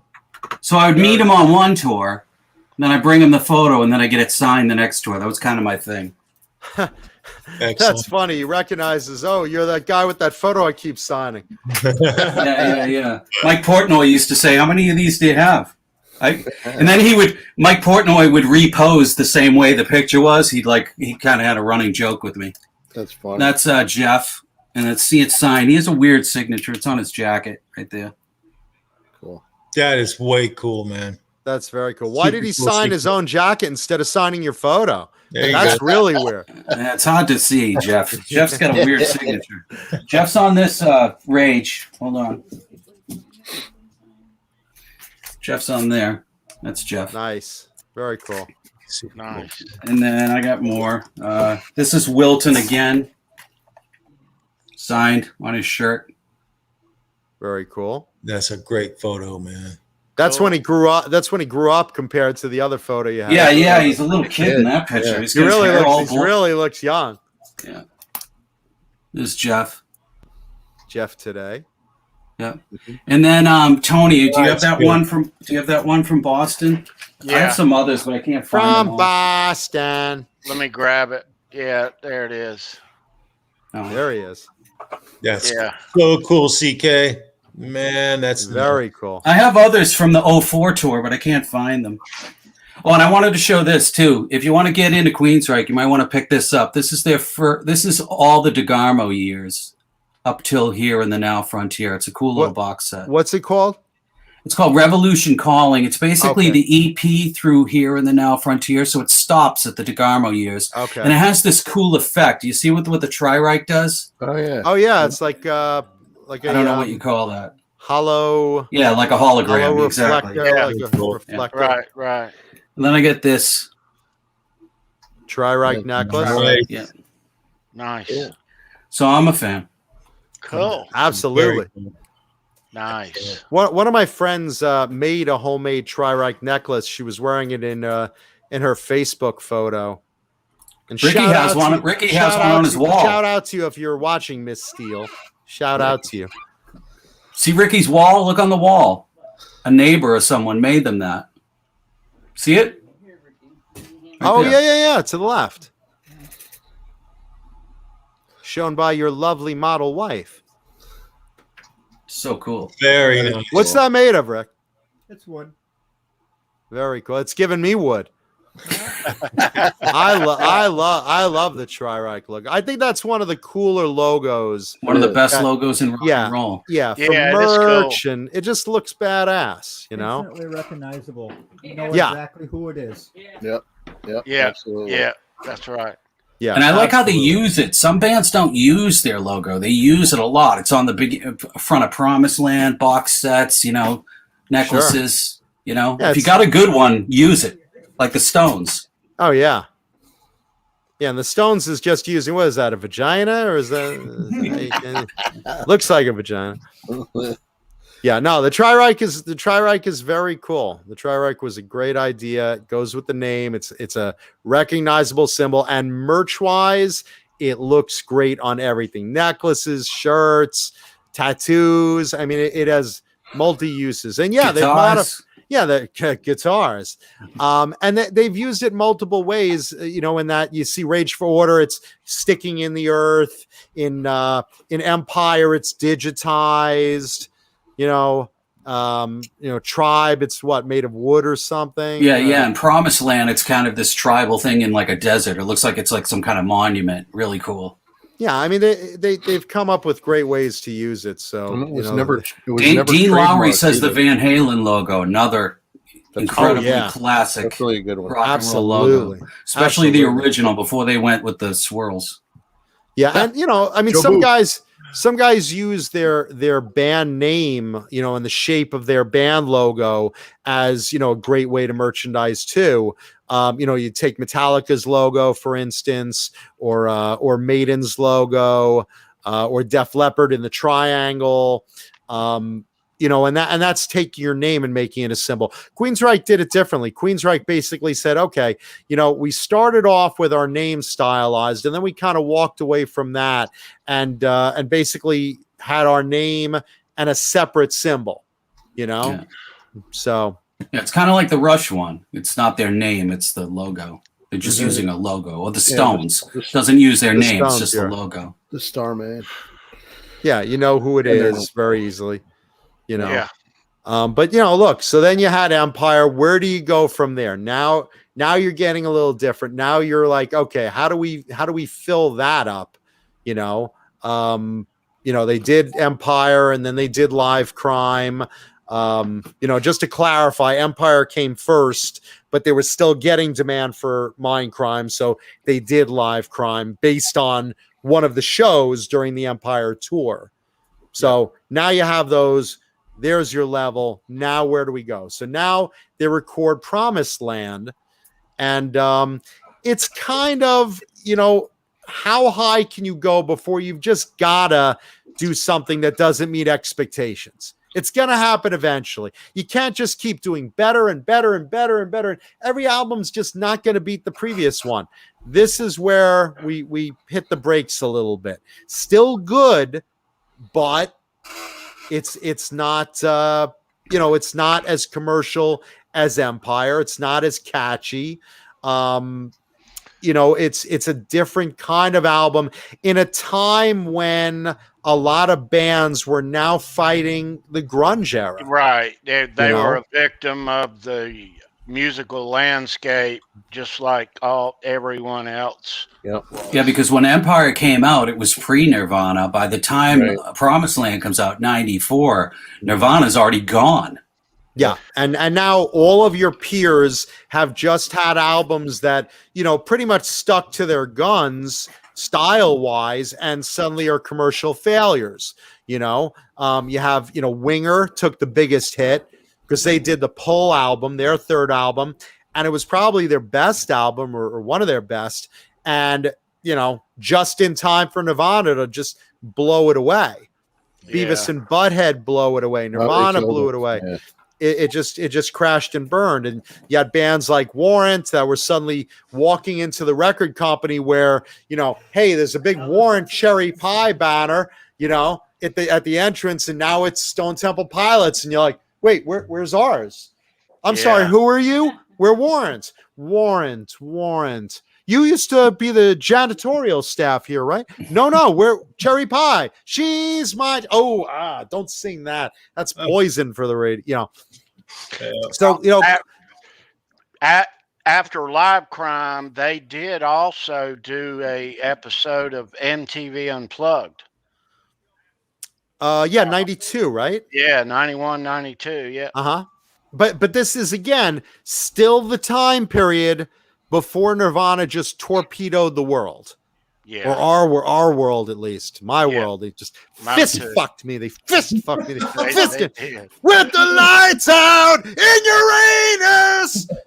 It just, they fucked me. But anyway, so here comes Promised Land. And they see that the bands that are sticking to their style are just torpedoed. So they make a little bit of change in style and genre, and they're trying to, kind of compensate and figure things out and try different things. And it just didn't work, And this is with DeGarmo still. Yeah. You still had the dream team writing there, So, not really. Let's see, what was it? IMI? Was that? Yeah, the that was song the lead single. That was lead song, and that song was pretty good. I thought it was pretty good. I liked that song. And Damaged was a good song. Was also a good song, but they just weren't up to Empire level. And you had a real finicky audience at the time, so you're kind of in a lose-lose situation. I mean, maybe if you had just something as good as Empire, maybe you could keep a chunk of your audience from them and, walk through the grunge stuff a little bit. But, fact is, you change style a little bit. And, even with IMI and Damaged, it wasn't commercial anymore. It wasn't radio worthy. They weren't getting the accolades they were previously. And it's a very acquired taste, Yeah. Yep. So that's where they start there. Then you have album number 6. And when I say album number 6, that's not counting the EP. I'm talking full album. Okay. Because, I always look at the EP as an album. I always count it, but I know the masses don't. To me, Empire was album number 5 and Here in the Now Frontier is number 7. Yeah, 7 for me. So 6 full-length studio albums, 7th album overall. Here and Now Frontier. Again, here's another album that you had a lot of mixed reactions to. Grunge was starting to creep into their style, and not to the extent of full being grunge, but you could definitely tell the influence. And remember also, they're from Washington. Right. So the Seattle scene is their backyard. Yeah. They're getting infused with it. And this is the point after this album that the tour starts running out of money. The record execs start backing out. EMI goes bankrupt. EMI is their record company. They wind up going bankrupt. The tour that you're on Now they're paying the rest of the tour. They had like another 2 months of leg of tour to go that they're paying for out of their own pocket and trying to recoup that money. So this is a dark time. And now this is the time that behind the scenes, Chris DeGarmo wants to, basically call it a day. Here's basically your lead writer, basically saying, okay, I've gotten to the point where I've reached my peak. We've been a hit. We've been gold and platinum and the whole 9 yards. I think it's time for me to move on. And I have another career calling me. And that other career is he wanted to be a pilot, or he was a pilot. Technically, he was already, I guess, trained as an airline pilot and wanted to do that full time. Yep. And some people do that. I mean, look, some people, you look at what's his name from White Lion, Vito Bratta. Vito Bratta. Yeah. He wanted to make pizza. Listen, I'm a New Yorker. I love pizza. Yep. No one loves pizza more than me. Vito Bratta might just love it a little more than me because he walked away from being a top act rock star to buying a pizza parlor and making pizza. I don't mean just as an investment. I mean, Vito, put on the apron. I'm tossing dough today, and I'm going to make some pies. And I mean, this is what you want to do. Well, here's Chris DeGarmo saying, look, it's, I don't really need money, but I could, use a little more stability. I think I've achieved what I want to achieve. And I'm going to go be, a private pilot for business jet clients. Yeah. And that's what he did. Wow. That was cool. So, yeah. So, here you had him, bopping in and out of Queensrÿche. I mean, he popped in, I guess like twice again for like one song on one album and Tribe. He did a little bit on that Tribe record. Yeah. So, but it was, it wasn't him being a part of the band. They're basically like, okay, so we got to get another guitarist. Here's where they get Kelly Gray. Kelly Gray, he's a producer. He was the guitarist. This is kind of funny. He was the original guitarist for a band called Myth. Now, if you remember what we started talking about, Jeff Tate's original band was Myth that he didn't want to leave.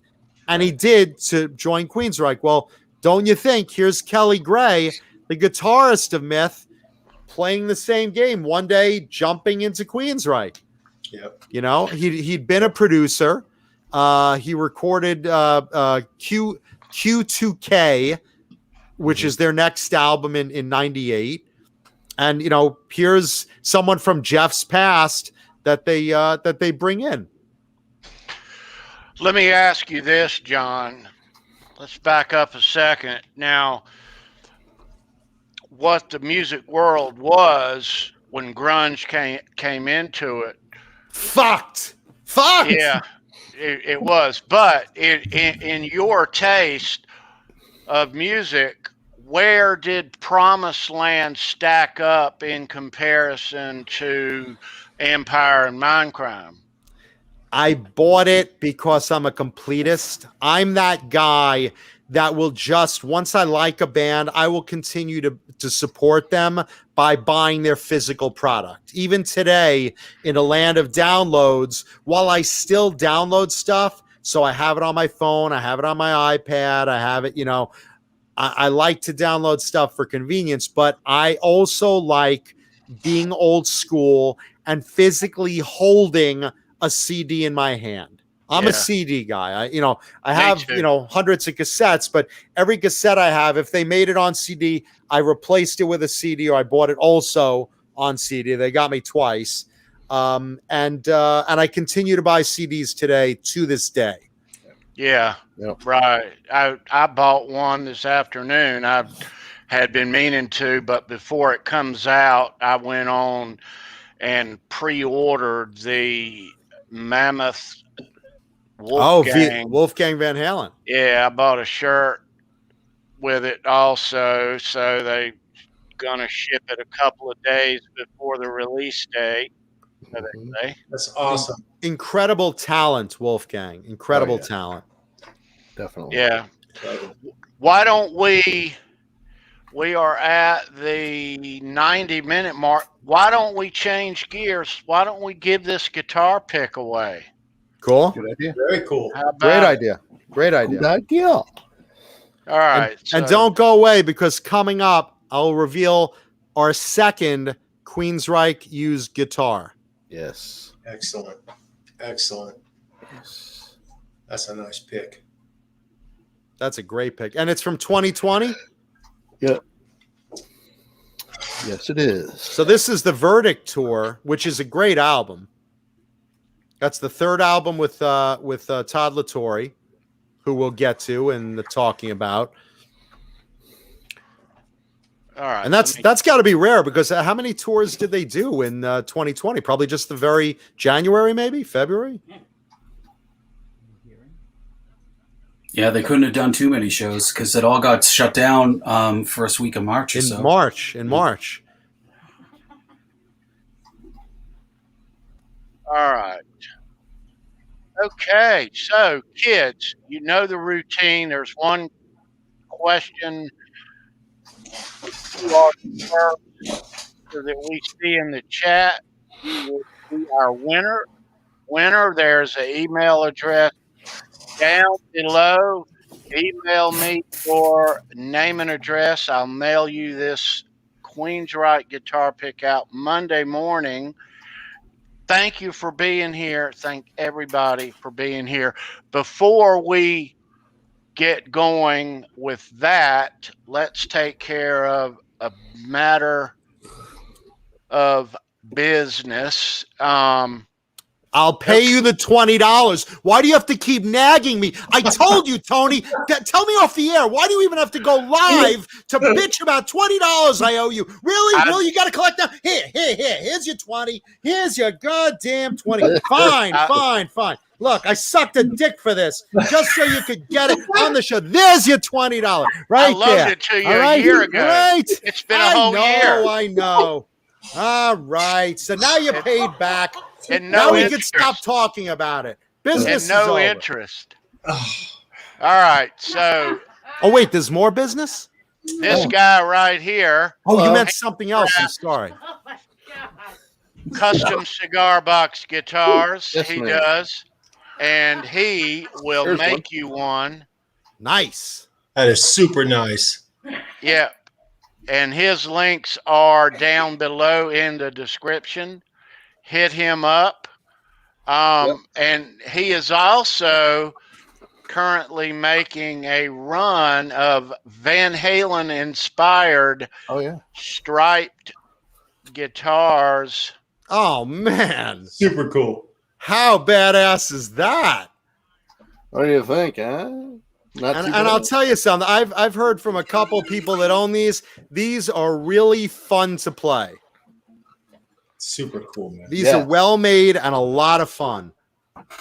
Maybe I did make one for John 5, John, so maybe he'll sell that one to you. Nice. Yeah. Got to There be you pink go. or pink and purple or something. You know, A nagel graphic.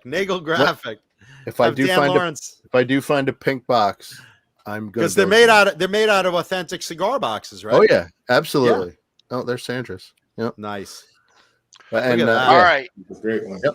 All right, kids, get ready to type. ready. This is not a difficult question. All right.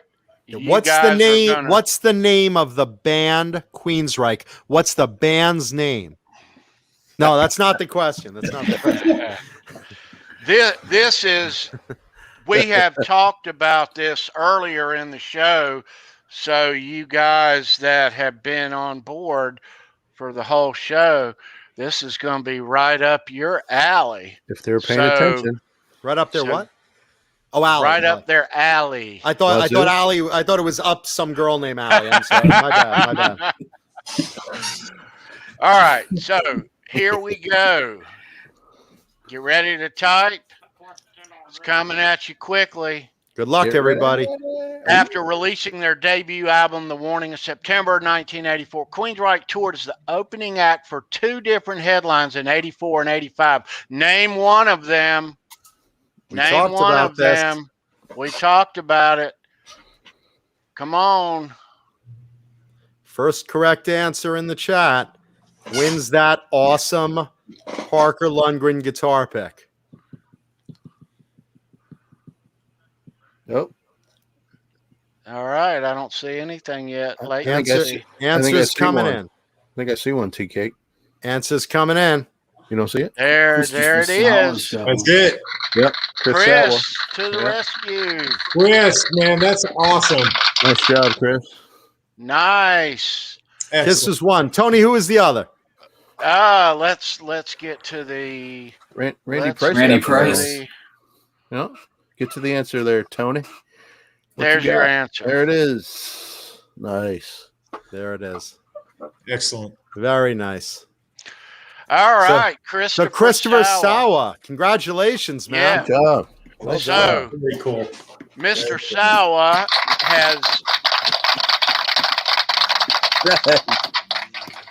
has won here in the past, and so he is on the list on June the 19th, just in 3 or 4 more weeks from now.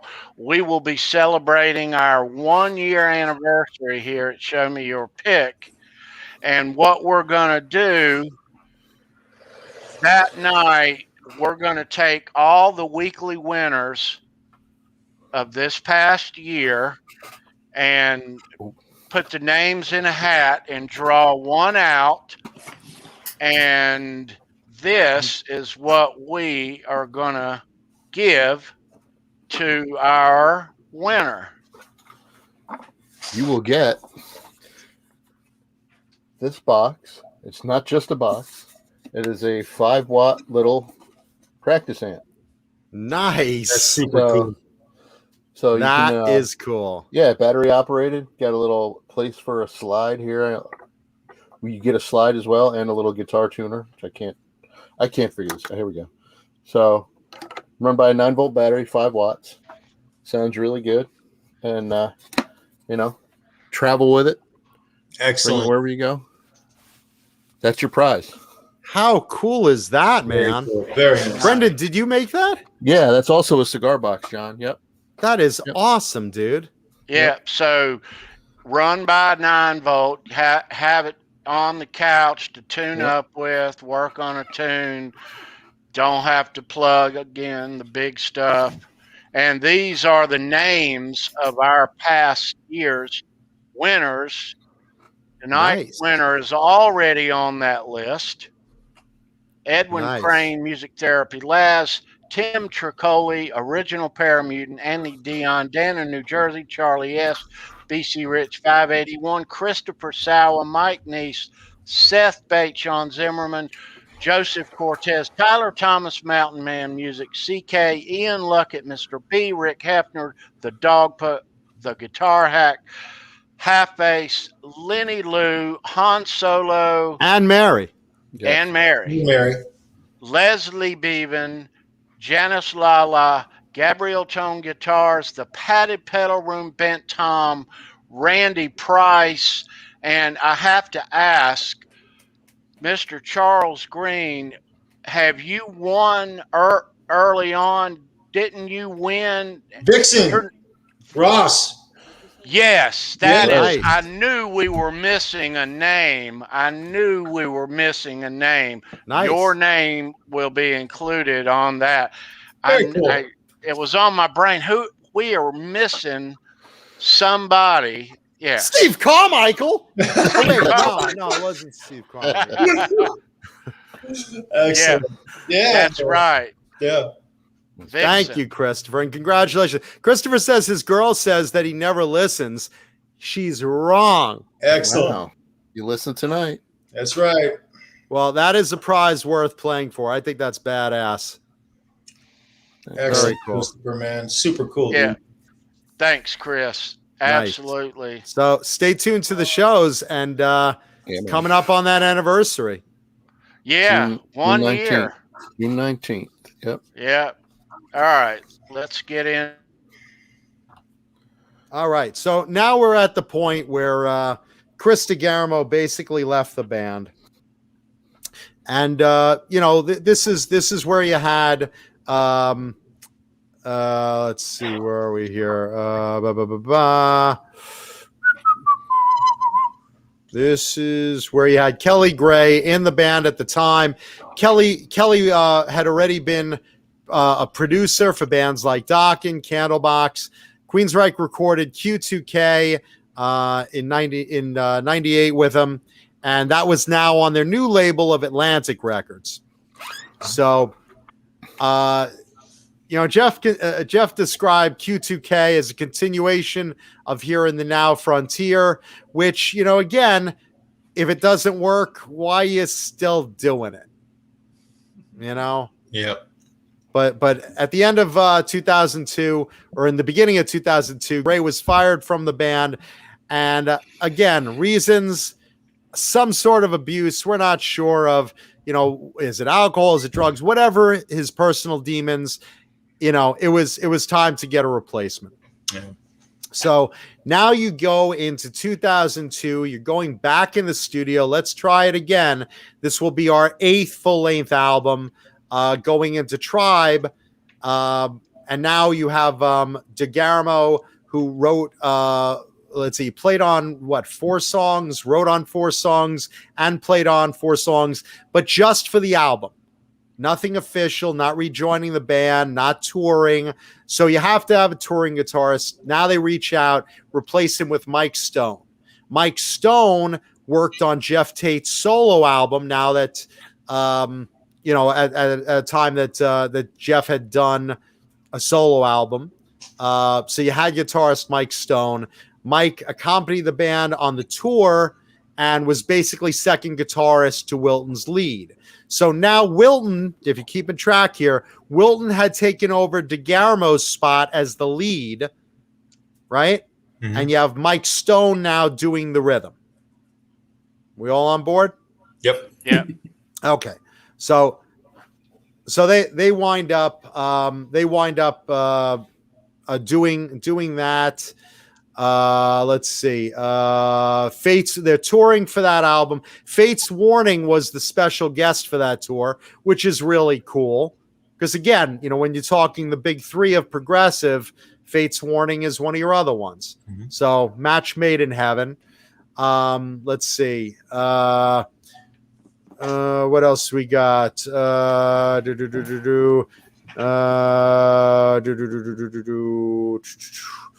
Let's see. Q Prime had taken over management duty at this point.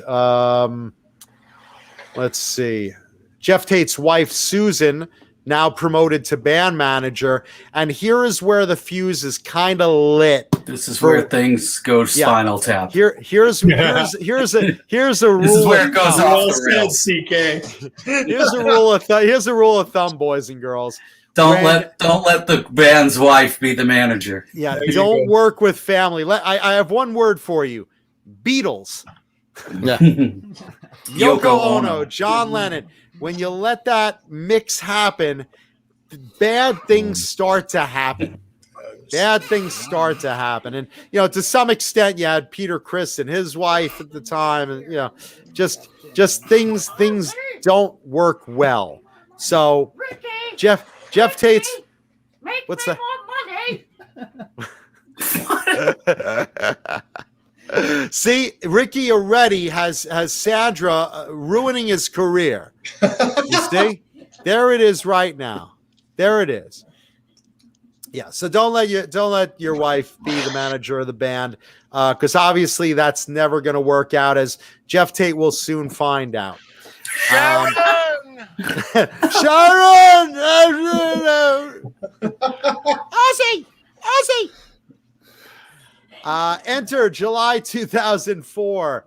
Operation Mindcrime 2. Queensrÿche started realizing, what we're doing is not working. Even though we brought DeGarmo back in for 4 songs to record, it's still not working. We gotta go backwards to what we know works. John, shoot. Rule number 2, besides never have your wife be the manager of the band, Don't do sequels. It doesn't work. Don't do sequels. There you go. Bat Out of Hell 2. You know, Mind Crime 2.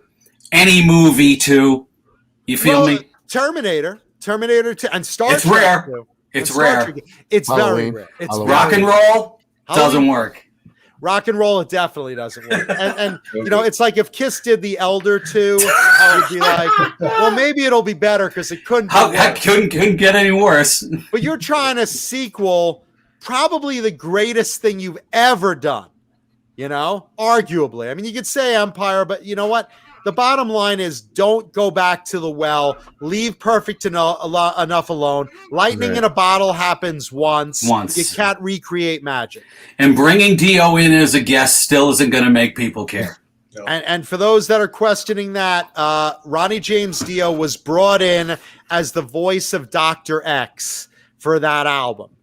And, you know, you didn't need a conclusion to Operation Mindcrime. You didn't need a sequel. It started and ended perfectly. It was as perfect an album as you could. Yep. You had Pamela Moore come back as Sister Mary, and that's lovely and all. But, you know, even with Dio in there, you're going to the well for something that people don't want you to go to the well for. Right. And it was surprisingly a commercial, well, surprisingly to some, a commercial failure. It just didn't do good. John. Yes, sir. I'm embarrassed to admit, a friend of mine, we went up to Hampton Beach Casino to see the Operation Mindcrime 2 tour. This is how it was laid out. Set 1 is Operation Mindcrime. Break. Set 2 is Operation Mindcrime 2. Guess what part we saw? 2. False. Negative. After the first set, we're like, you all set? Yeah, we're all set. Yeah. Exit stage left. Do you want to stay for the rest of the show, or you want to hit the merch booth? You know, I really want to beat the rush to the merch booth. You know, do you want to see Dio? We could look online, see a photo of him. You know what Dio looks like. We don't need to. Yeah, Dio wasn't on the tour. If Dio was there, I would have stayed for the second set. Dio was there just to do the Dr. X voice in a couple of shows. Yeah, special guest. Not at Hampton Beach Casino. He wasn't at. He wasn't there. Not that night. He was on the video basically. So they could film it. Yeah, for most of them. So it was like it was just a bad point. It was not a good not a good thing. So you had Mindcrime 2 didn't work. Let's see. Then you had a greatest hits album, Sign of the Times, in 2007. I mean, look, you had, you know, one brand new song featuring Chris DeGarmo, again, I think that was his last appearance with the band, that last little grasp for air underwater before you sunk away forever. So the song Justified had DeGarmo on there. And then the band released a covers album, also not usually a good commercial idea, but they went with it. I mean, what do you do from here? You're kind of flailing around. You know, once Mindcrime 2 doesn't work, where do we go? You know, I mean, the answer really is come up with something new in your old style, but they weren't doing that. Right. Well, they attempted it with American Soldier. It's just nobody cared. Yeah, at that point, it was the wrong time. It was definitely the wrong time. Musically, you have hip-hop playing. Nobody was playing metal in the States. A couple in Japan, a couple in Europe, because they always have a better scene. You go to Finland, they got a great music scene there. You go to Japan, they got a great music scene. In the States, it's all over the place. It's all over. Yeah, we refer to the 90s here as the Great Metal Famine. It's when it went underground. The dark era, as Reb Beach puts it, the dark times. There you go. The dark times. So, you know, so you had you know, the covers album, Take Cover. They covered Queen, U2, The Police, Black Sabbath, Peter Gabriel, Pink Floyd.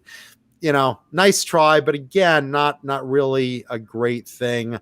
At that point, Stone announces that he's going to go on to his side project, Speed X. And they later revealed that Jeff and Susan Tate, back to that little building up pressure of the wife being the manager, fired him for making too many grand demands without discussing their decision with the other band members. So you're in the band, you're thinking that he left the band to go just do this project, when really Jeff and Susan kind of ganged up on him behind the scenes and fired him because they didn't like his demands. But they didn't take a vote on it as a band, which is what they usually do. Yeah. So it's pressure's building with Jeff's wife, Susan. So now you're 2009, 2010, band touring for the Queensrÿche Cabaret. They played a bunch of shows for the troops. Thank the troops for their service. 12th studio album coming up, Dedicated to Chaos, released in 2011, to which the band then signed on in August 2010. Album was very different. A lot of bass, and when I say bass and drums. So it was a very bass-heavy album. Again, now you're trying something new musically when you really need to go back to your roots. But again, so many bands do this. How many bands do you know that have come out with later albums that, let's try something else, let's try something else? Meanwhile, your built-in fan base is like, can you do Empire again? Please do Empire again? So there you go. At that point also, Parker Lundgren, who at the time previously was with the Nihilists and Sledgeback, also played on Jeff's solo tour for his stuff, was then starting a relationship with Jeff Tate's stepdaughter, Miranda. So he replaced Stone on the tour. Not yet a full member of the band, but, hey, you played with me on solo. My daughter's dating you. You're a great guitar player. Why don't you come join us on the tour? A little bit of nepotism there. And you're not pissing off Susan, the manager, because you're good to my daughter, right? So you got a little nepotism there. You're now on the tour. So there you have, and now you're doing the tour with Queensrÿche. Let's see. Dedicated to Chaos. Moving up. Okay, so now it's 2012. This is the year of doom. This is where all those little buildings with Jeff Tate's wife is starting to edge in on the band itself. Yeah. This is when the shit hits the fan. This is when it all goes to hell. And I mean hell. In a handbasket. Band going through the timeline. Let's see. Band meets in April 2012. Jeff Tate doesn't attend, but the band fires Jeff Tate's stepdaughter from running the fan club and fires Susan as the band manager. The reasons,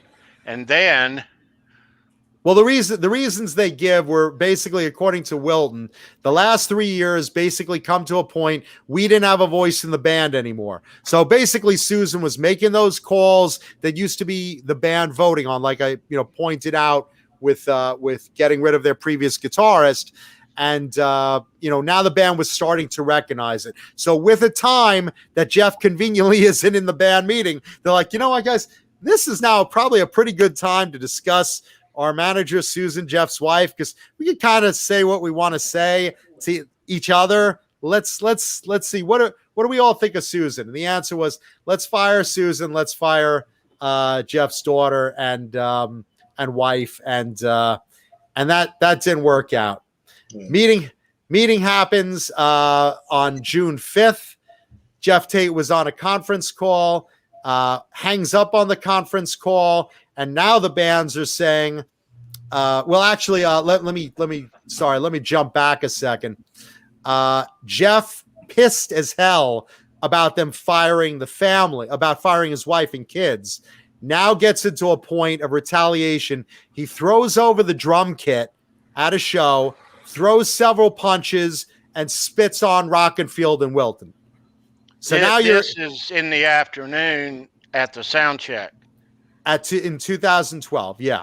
So so they basically come to fisticuffs. Jeff's going crazy, and then the band has the meeting.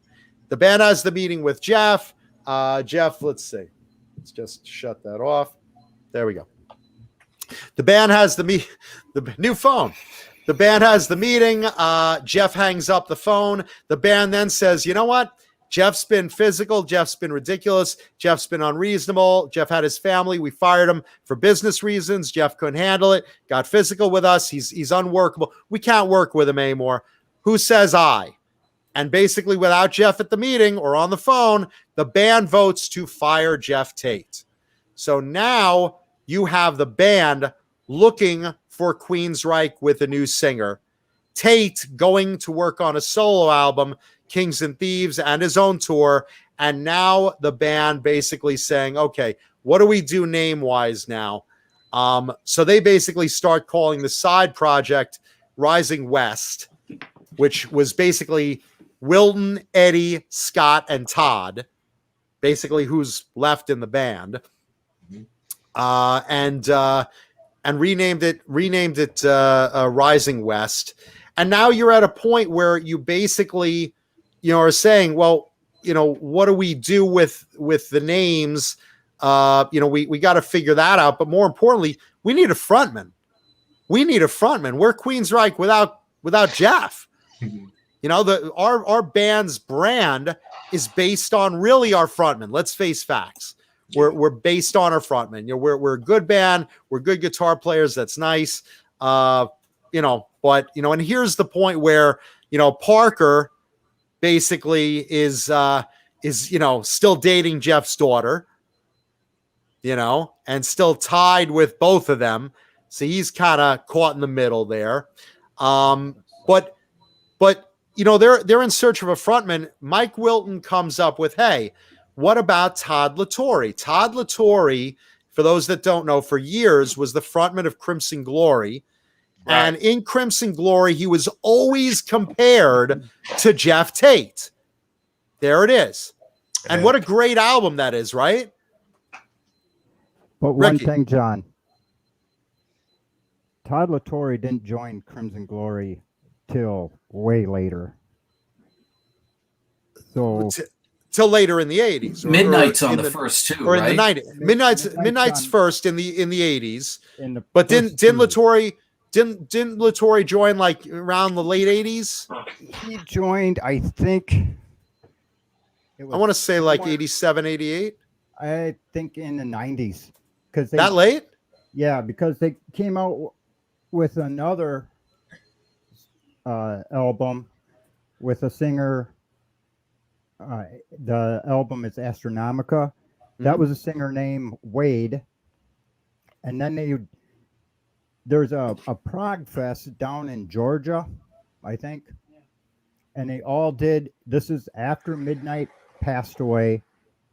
Crimson Glory were set to play, and they all had a tribute to Midnight, and a bunch of singers came up, Todd being one of them, and sung a song, and then they liked Todd so much and sounded so much like Midnight that they hired him. And they did a bunch of live shows, but he's never recorded with them. He did one song demo. Nice. Excellent. And speaking of active fate, Todd was compared to Jeff, but he met Wilton at a NAMM show, and Wilton recommended him, and he's like, he's always compared to Jeff. I met him at a NAMM show. He's a nice guy. Let's we've done little songwriting collaboration. Wilton and Todd in 2013. They wrote a song called "Don't Look Back" that wound up being onto Queensrÿche's now self-titled album, the first that they did with Todd. So they basically announced that, hey, we're getting Todd La Torre before Todd even met the band members. So they took a leap of faith, basically. Right. Yeah. Todd hadn't physically met them yet, other than Wilton. And I could be mistaken, but didn't even play with them? Not yet. Walked on a stage and they went by his YouTube videos. They're like, well, Look at how he sounds. This will work. This will work. And, it's like, hey, do you know these songs? So it's like great though. It worked out great. Worked out phenomenal because Todd sounds like Jeff sounded back in the day. Yeah. His voice to this day is, I mean, I think it's even stronger than Jeff's at times. Yes. And that says an incredible thing, because Jeff has had ups and downs over the last few years, at least as far as when I've seen him. Jeff did something recently that I thought he was very good in. I forget what's the name of Jeff's current project? Yeah, it starts with an A. I forget, Avantasia or something like that. No, it's 2 words. It's 2 words. But he just put out a video for it, and it sounds like a song that literally could be on Empire. It's very good. I've heard that. And his voice is, I forget the name. Someone in the chat, John Biel. Sandra.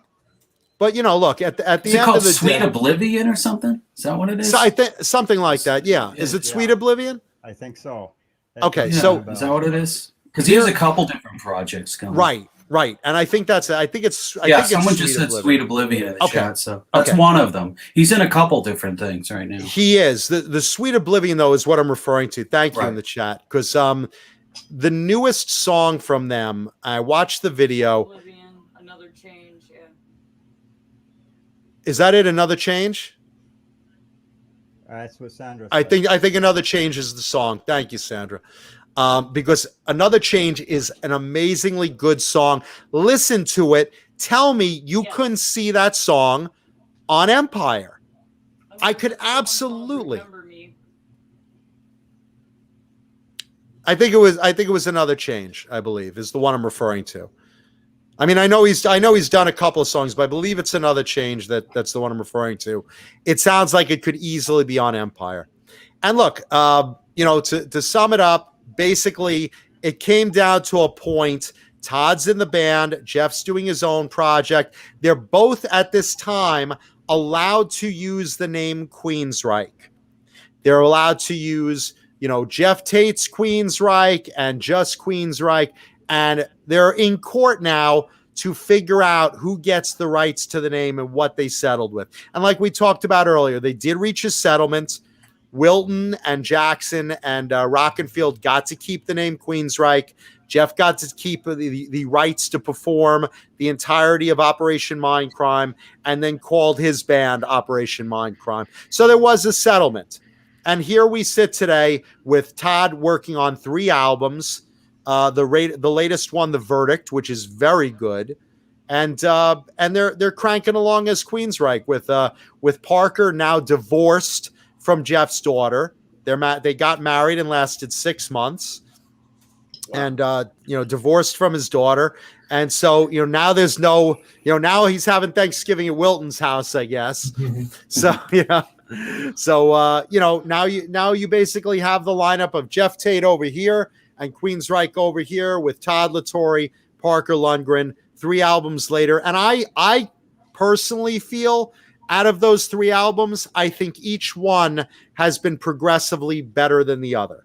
I mean, I don't know how you guys feel about the Todd albums, but please go around the room. Yeah, it's true. And Todd released an album at the beginning of this year that's really good. And also Queensrÿche are currently recording the 4th Todd LaTorre record right now in Florida. What do you guys think of Todd and Queensrÿche? Go around. He's really good.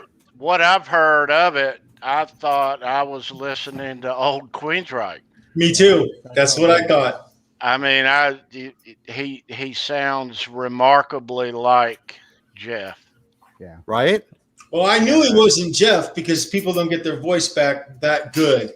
But he sounds remarkably just like him, which is wonderful for doing all the material. He's a good guy, too. I've watched a lot of interviews with him, and he comes across as a really genuine, good guy. He's very nice, very nice in person. Very nice in person. He knows his metal. Man, does he know his metal. Yeah, and he again, he's got credibility, and he sounds like Jeff used to. Yeah. Sometimes, look, age affects us. Age affects us. Your voice, when you're singing those highs, eventually something has to give. And Todd's voice just lasted better than Jeff's. Jeff is great.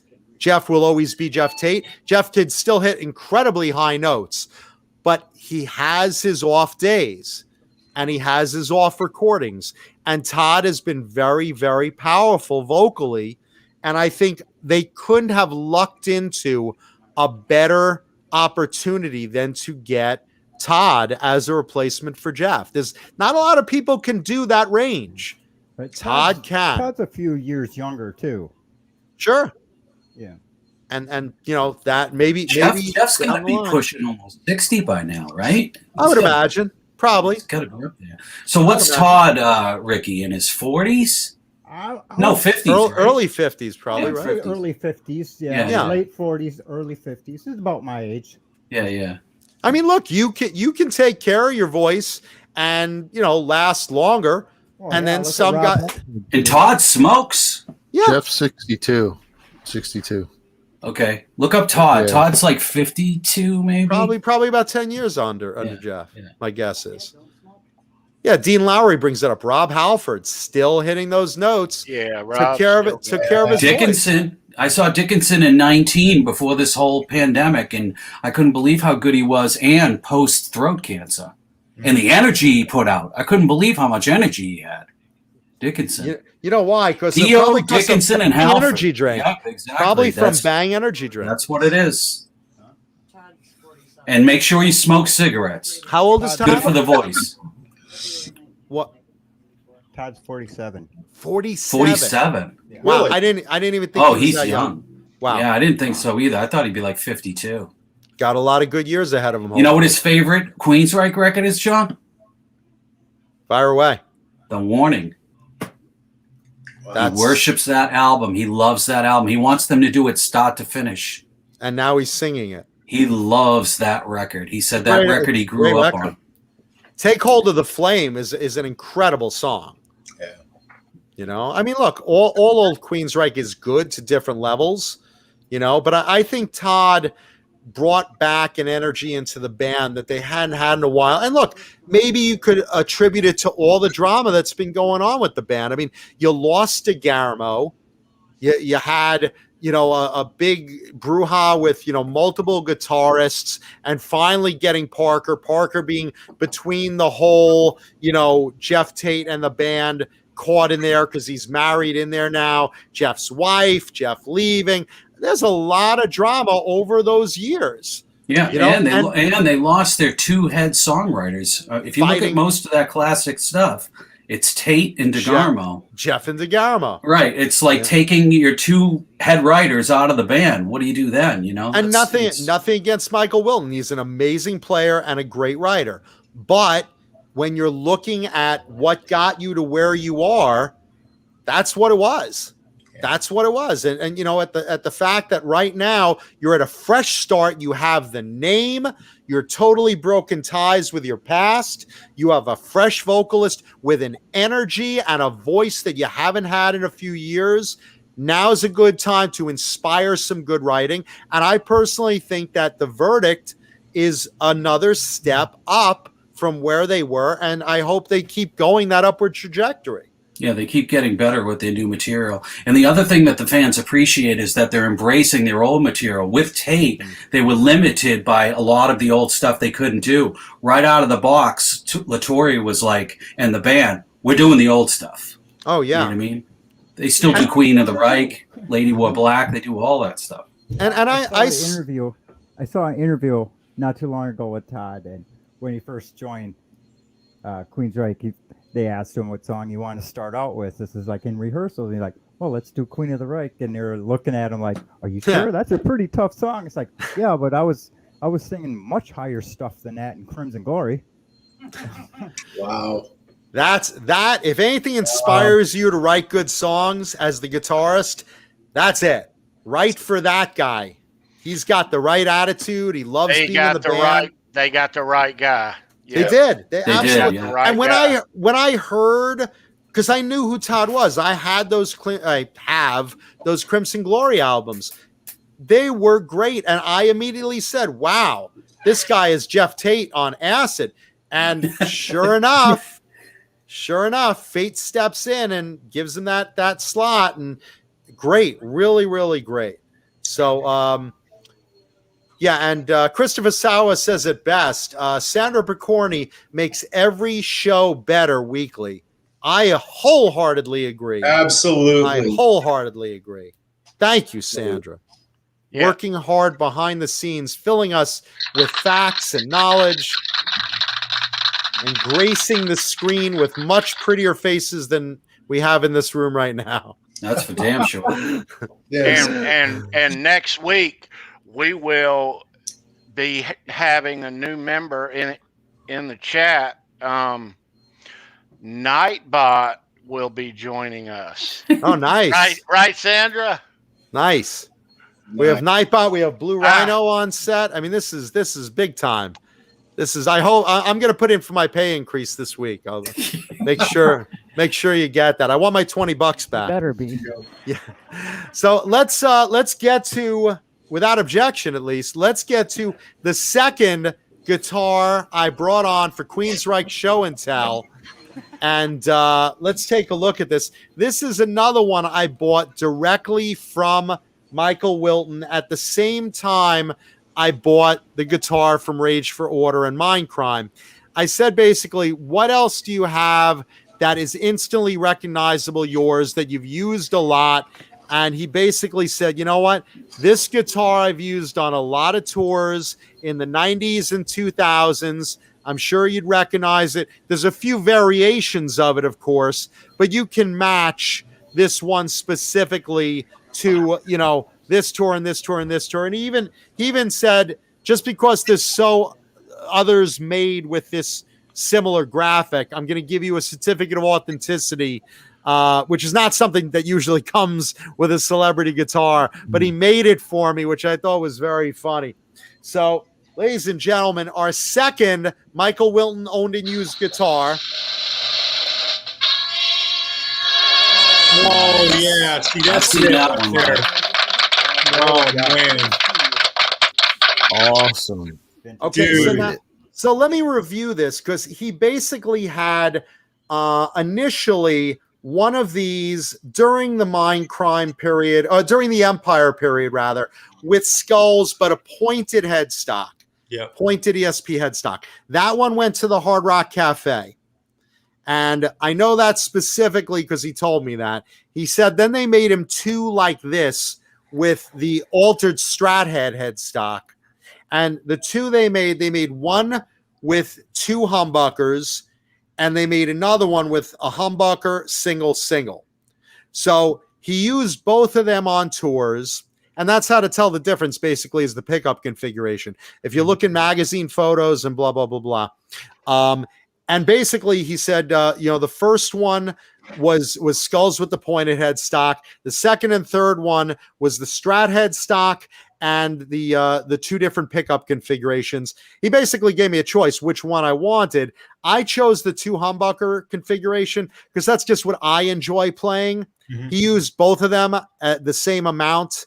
But he basically, he showed me little things he did to the guitar. Like, for starters, there's your guitar. You have your two humbuckers.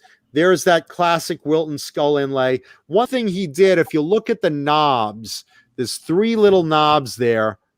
Oh, they're skulls. Those are they're cool. Skulls with glow-in-the-dark eyes. Nice. So these are what he did to his own guitars. And then he had it's non-recessed Floyd Rose with a D-tuna on it. That's and then this is interesting. He pointed out that he put melted plastic at the 12th fret and the 5th fret on the board.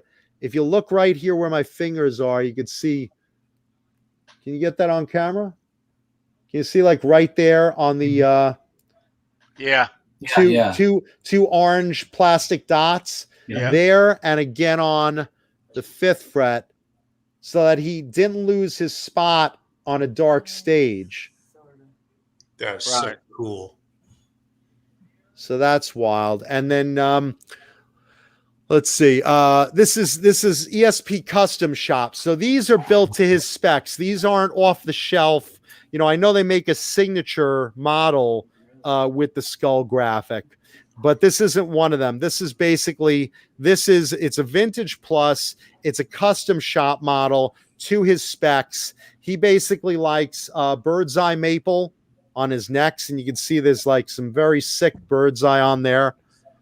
It goes into the front of the board. If you can see it, it's a little hard, but you'd see the whole board is bird's eye maple. It's a one piece. There's, it's basically, it's a one piece, very, very nice wood, rounded to his specs. This is his profile that he plays, not the same as the signature model. It's a little different. This is custom made for him, and you can tell the feel of it versus if you pick one up in the store. That's an ESP. I think the LTDs are totally different.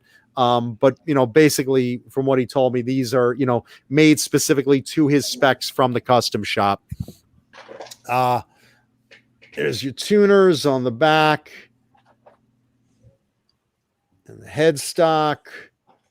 And I love the Tri-Reichs on there because I always love seeing that damn logo. I love the Tri-Reichs. And having them as fret markers is really, really cool. That's so cool, man. It's a great guitar. Incredible. Yeah, it is. Yeah. That's fat. Yeah, and then I'll show you what he gave me with it. He mailed this to me later. He's like, I just want you to know that it's it's one specifically that I used on certain tours and blah blah blah. So he custom made this for me. It's pretty funny. So there you go. Little photo of him playing it on tour, and then a photo at his house, and then it says on it, this certifies that this ESP custom skull Strat guitar you have purchased is authentic. This guitar was used on various Queensrÿche tours by me from the 1990s until 2016. This is a certified custom Michael Wilton ESP guitar. Purchase date 2015. Signed Michael Wilton. So super cool, John. Kind of neat from his own collection of tour guitars. So this is basically a workhorse, and the good thing is he took very good care of it. I mean, you could obviously see wear on it, but it's not beat to shit like some amateur player, because these guys have they have roadies and they have techs taking care of it. The guitar goes from his hand wiped off, all the sweat's gone, and that's it. So there you go, Michael Wilton's ESP custom, one of two he had. Then later on, he started altering the skulls, like he started having shredded paint across the skulls. After these, he started showing shredded paint as if you had worn it down, like relicked the skulls. Mm-hmm. So if you look at photos after 2015, you'll see he starts playing a different style of skulls than this, and he probably still uses the other version of this one. Let me just grab that. Okay. So he probably still uses the other version of this, the one with the hum single, but this one's now mine. And I have to say, the neck profile is amazing. It plays like a dream. Really, really clearly, the ESP Custom Shop has their shit together. Nice. And Dean Lowry asks, pickups. These are Duncan's. Seymour Duncan's is what he uses. And this is one thing I always said, you always have,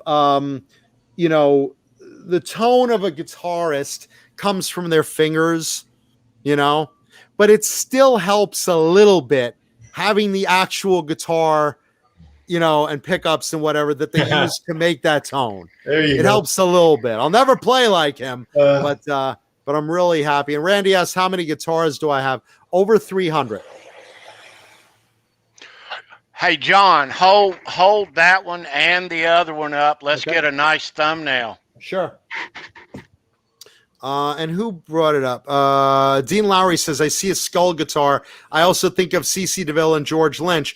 I have George Lynch's mom guitar, the Skull and Bones. I have that one. CeCe's is in a Hard Rock Cafe. but it was never actually his. He borrowed that from a friend and played that a few times. But there's Mom right there. Those are Lynch's original Purple Tiger and original Skull and Bones Mom guitar, used from another show. So I'm just going to move the mic out of the way. And Blue Rhino will hold this guitar because he's a good rhino. So we'll just get a good thumbnail here. Let's see. Let's angle. Or do you want me to show the Rage for Order on the back? Like, do you want like that or the front? What do you like, Tony? How about the front? Okay. Let me just adjust the light. Hold on. Let's see. How's that? Move the top one up an inch and the bottom one down an inch and smile. Move it up a little more and to your right. Yeah, there you go. Right there. Bingo. Awesome. That's the one. All You good? right. Excellent. Cool. Excellent. There we go. Cool.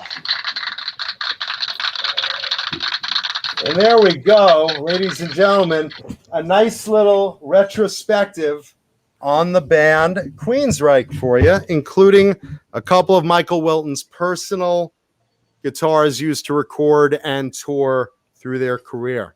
And again, congratulations, Christopher Sawa, for winning that pick, man. Congratulations. Yeah, Chris. Yep. All right. So, man, those are so cool, John. Thanks for bringing them, and thanks for being here, dude. Thanks for having me, guys. Always a pleasure, John. Always a pleasure. Yeah, John, since I saw them a lot in the 90s and 2000s, once you pulled the skull one out, I'm like, I've seen that guitar on stage. Oh, yeah. You've seen that, or it's twin with the other pickup configuration. But he's played both on every tour, so very cool.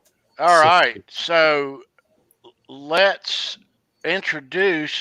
bring back in our lovely co-producer and give her some thank yous if she's around. Huge thank yous. Sandra. Pokorney, Pokorney, me love you long time. There she is. There she There is. she Very cool. is. I may have cool guitars, but Ricky's got Sandra. Ricky's the luckier of the two of us. Sandra, thank you so much for everything you do around here, sweetie. Thank you, Sandra. You rock, Sandra. Yeah. You're beyond awesome.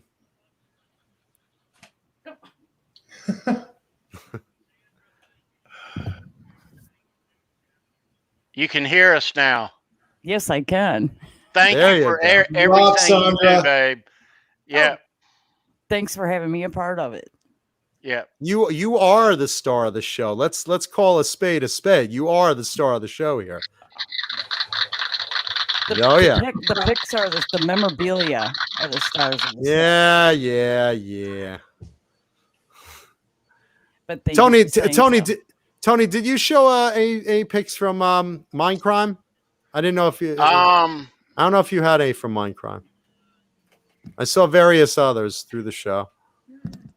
I think these are from Empire, Very cool. and that's as far as they go back. Now, is that DeGarmo or Wilton, or are they signed? Or DeGarmo, let me stare. Where's the other one?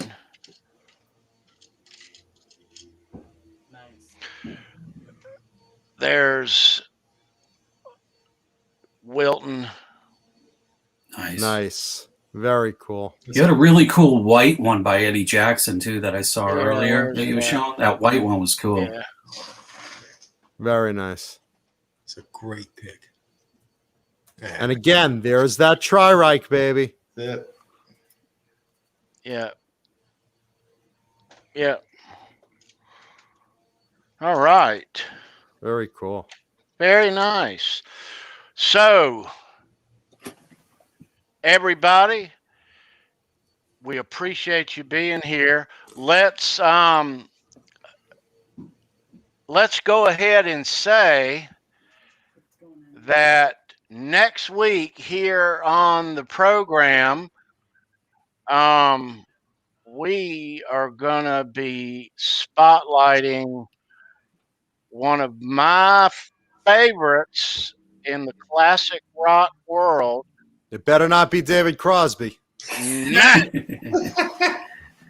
Not David Crosby. But good. next week, right here, we are going to be spotlighting. Can't show you until next week. My favorite uncle, hopefully your favorite uncle. Oh, I know who this is. Uncle Ted Nugent. Yeah. Right here. The Motor City Madman. Himself. Yeah. He's got the COVID fever. So, yes, Ted Nugent next week on Show Me Your Pick. A lot of cool memorabilia happening. A lot of cool damn Yankees, Ted Nugent. Yeah. Nice. So come back next week here at 9 p.m. Eastern. And for those of you Van Halen fans, tomorrow night on Halenville Live at 10 p.m. Eastern, me and Johnny and Bent Tom, hopefully Bent Tom, and the Reverend Kurt, we're going to be talking about the evolution of the EVH guitar tones through the years. Excellent. Nice. Where it began, what it became, and where it ended up, and everything, all the amps and effects, etc. along the way. We will geek out on next level Van Halen nerd stuff right here tomorrow night at 10. Yes. Nice. Yes. So, Nice. yeah. Hell yeah. All right. So, hell yeah. Everybody, CK, B, Hillary, Mr. Charles Green, Sandra and Rikki, Mr. John Mankuta and Blue Rhino, thanks for being here, dude. Yeah. Thanks for having us. thank you.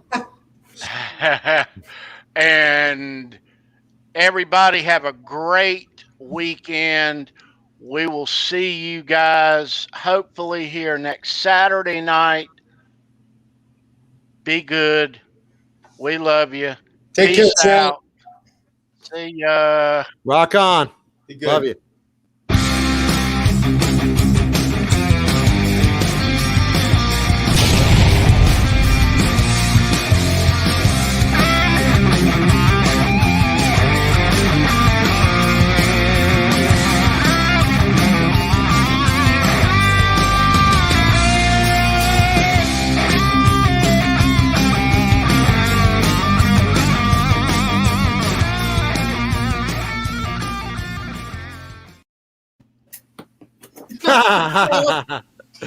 Very good bean of Johnny.